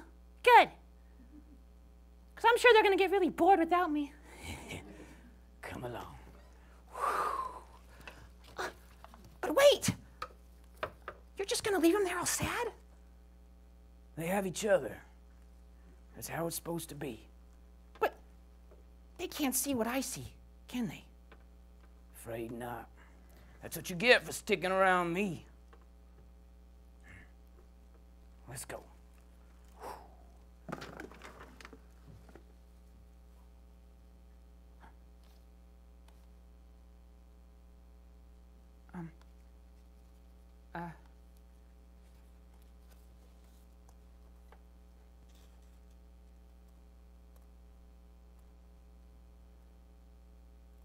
All the studying of life and death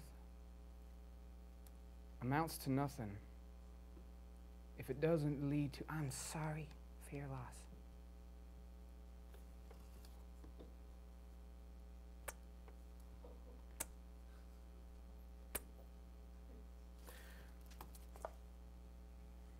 Now, Death didn't see Possum for some time. He figured he was out plotting his next performance. But first he was relieved, and then after a while, he started feeling something he hadn't felt before meeting that little troublemaker. Loneliness. So, he decided to pay old Possum a visit. Hey, old Possum, come on out. Where are you? Death? Is that you? Yep, sure is. I'm wondering where you been. Oh. I thought I'd give up the playing dead for a while. Too tired now anyways. Why is that? Because I think I'm dying. Yeah, sure you are. You ain't gonna fool me there, old Possum. No, I mean it this time. I'm sorry for playing with death. And I know it's not something to be toying with. Ah, making restitution. Classic deathbed tactic. You're learning well, Possum. I told you I am not...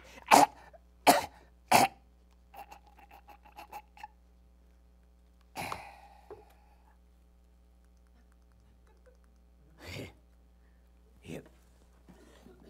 A possum. Possum.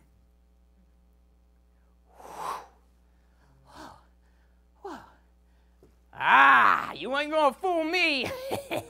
Although I will say your ghost costume looks a lot better than last time. And how you switched the bodies, now, that was clever. But I told you I really am. Wait. You got me, Death. I'm not really dead. I knew it. You see, you can't fool old Death.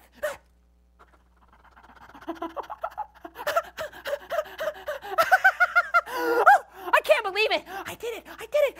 All I had to do was go and die. What are you talking about? I really am dead. What? Take a look.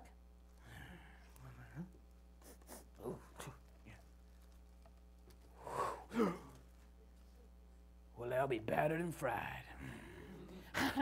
And all it took was to die. You think you don't know the difference? Well, you have been fooled. I can't believe I'm doing this. All right, fine. Whoa! Wow! There you go. You happy now? Well, where are you going? You want to live forever, didn't you? Well, now you got your wish. But wait. If I'm going to live forever, then I'm going to have to see everyone else die. So let me come with you. What? I could be like your assistant or something. Oh, Death doesn't need an assistant. Then your friend. Well, I suppose it does get kind of lonely on this job. And since I can see what others can't, then I can help those who have to stay behind and say goodbye. So they don't have to be so sad. Death's comforter, eh? Yeah. Well, come on then. From that day on, anytime a critter in the swamp had to lose a loved one, there would be old Possum there to comfort them. And his fur was downy soft, and it made the pain not so bad. And rest assured, he never played dead again.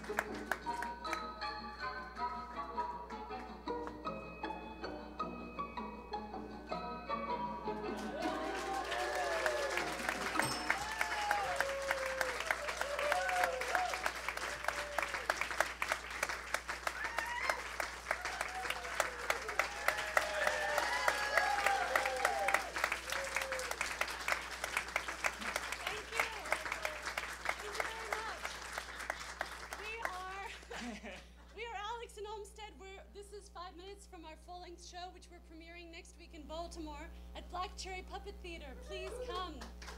And to the band!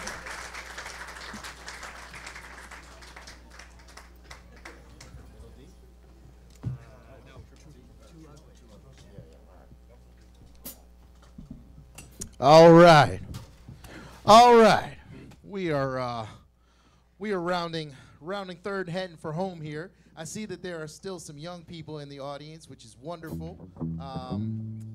The lesson here for you young people is that the arts are a good reason to stay up past your bedtime. So don't ever miss art class, all right? We heard some of you singing earlier. We want to hear more of that. So you're going to get a chance on this song. So stay tuned, all right? All right? All right. My ears are ringing. My lover is cursing my name. So I'm gathering my tents and things, knowing nothing will be the same. Sometimes a letter communicates better when words are too ugly to speak.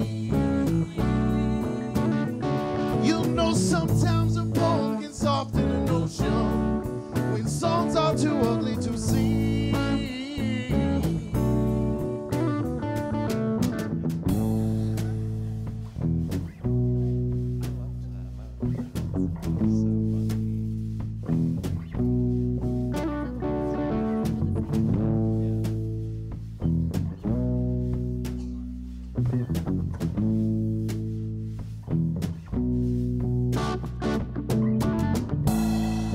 Leisure and career, you call that hypocrisy. You know when all is said and done, it doesn't mean a thing to me. But I see your friends, they're like vultures circling around your head. They may gather in clusters of gossip and wonder, but they won't hear a thing you've said.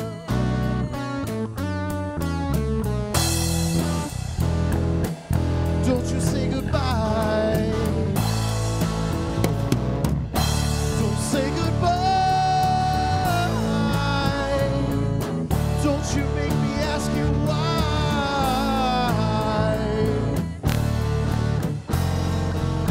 Those are just two ugly words.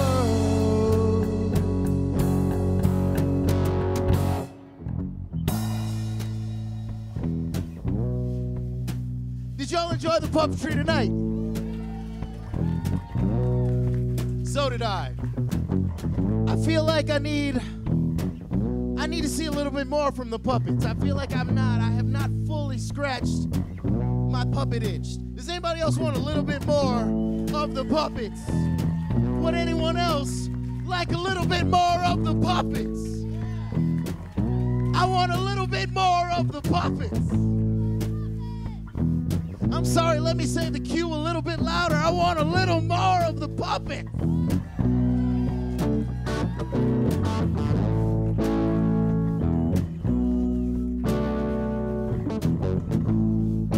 So nice to have the puppets. Thank y'all so much for doing this. So amazing. Thank you for letting us be a part of it. So amazing.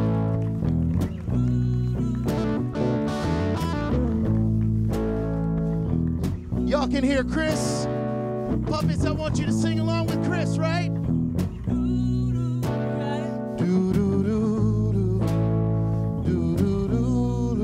I want y'all to sing along with Chris, all right? Keep going, keep going.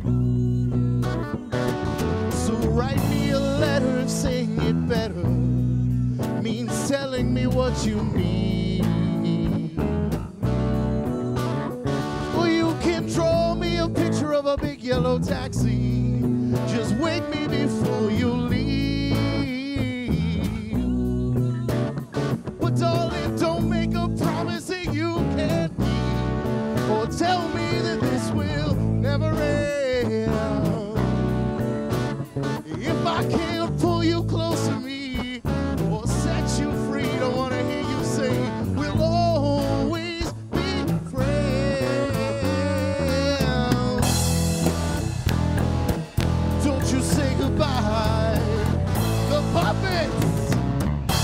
Don't say goodbye.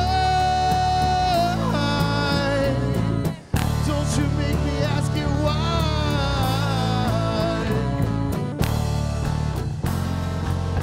Those are just two ugly words.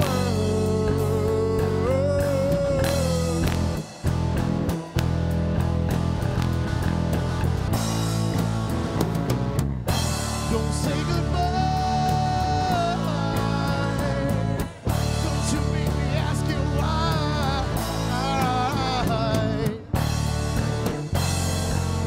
Those are just two ugly words. Those are just two ugly words. The puppets! The puppet choir, the puppet tabernacle choir. You can join us anytime. You're hired. Anytime. You're hired. We're going to get you tiny robes. It's going to be amazing. All right, thank y'all so much. Get off the stage, puppets. Yeah. Yeah.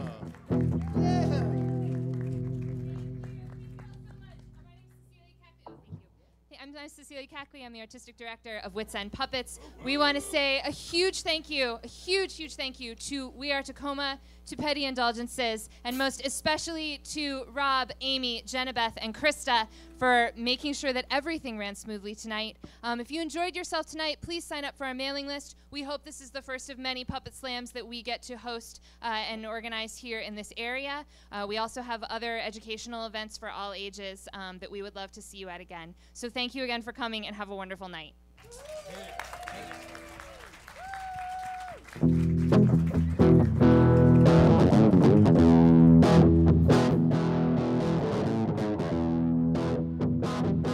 This song's called Middle Distance. Thank y'all so much for being here.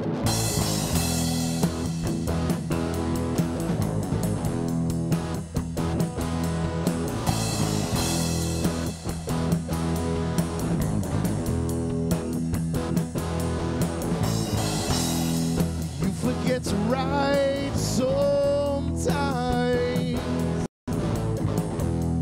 I forget to call occasionally. The sun gets high sometimes, just like the sun goes down to rise again.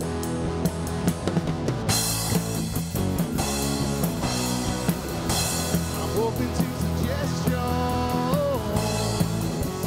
hoping for practicalness here. I've been reading the signs in this. Staring off into the middle distance.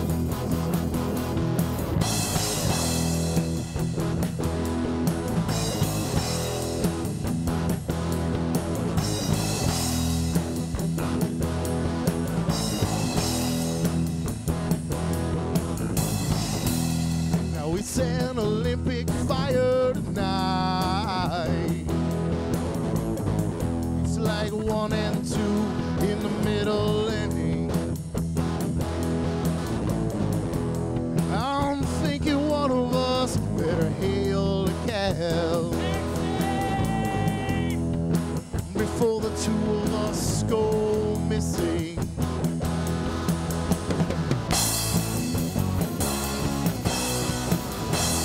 Hoping to suggestions, hoping for practical mischief. I've been reading the signs in this, staring off into the middle distance.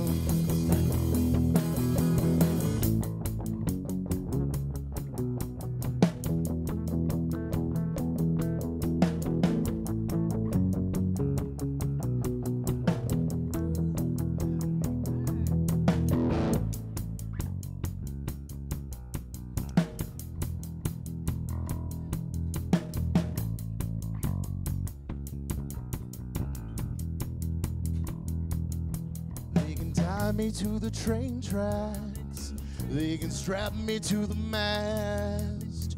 When they take this gag out of my mouth, I'll repeat whatever I heard last. Thank you for your persistence. Thank you for re-enlisting. Thank you for not being indifferent. Thanks for the middle distance.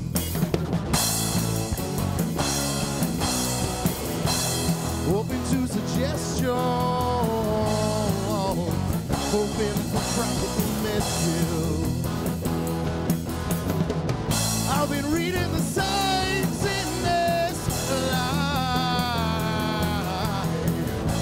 Staring off into the middle distance.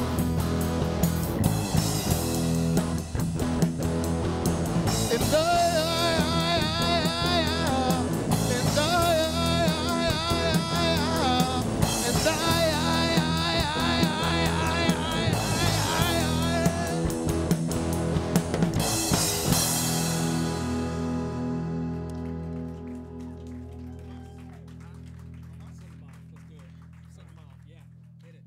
all right, folks.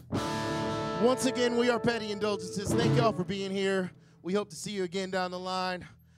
We hope to see you online. We hope to see you in person. We hope to see you with puppets. All of it. This song is called Poison. See you soon.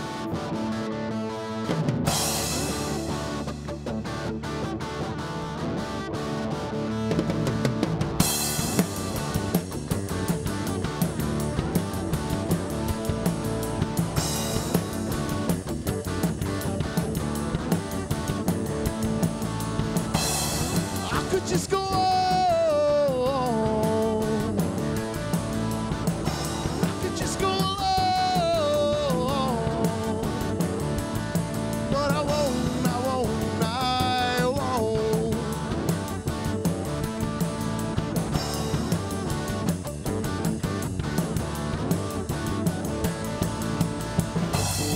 Am I the one you forgot? Maybe remembering is asking too much.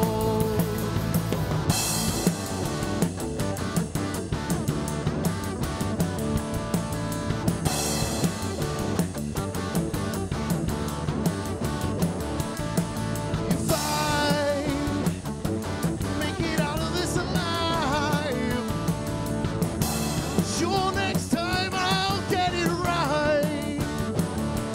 If there's next time.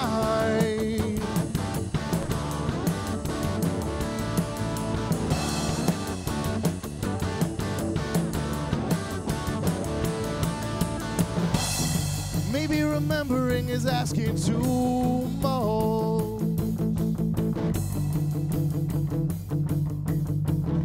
And all this idle talk is poison.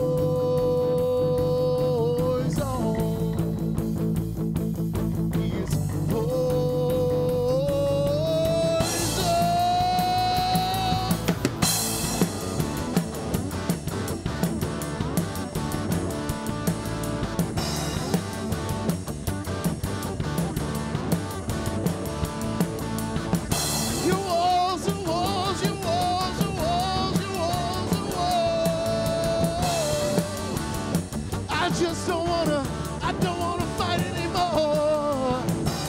Since it looks like you're headed out, please shut and lock the door. I'm no longer disappointed when I get what I've come to expect. Take it for granted. Take it for granted. You know I take it for granted. That I'll get taken for granted. Yes.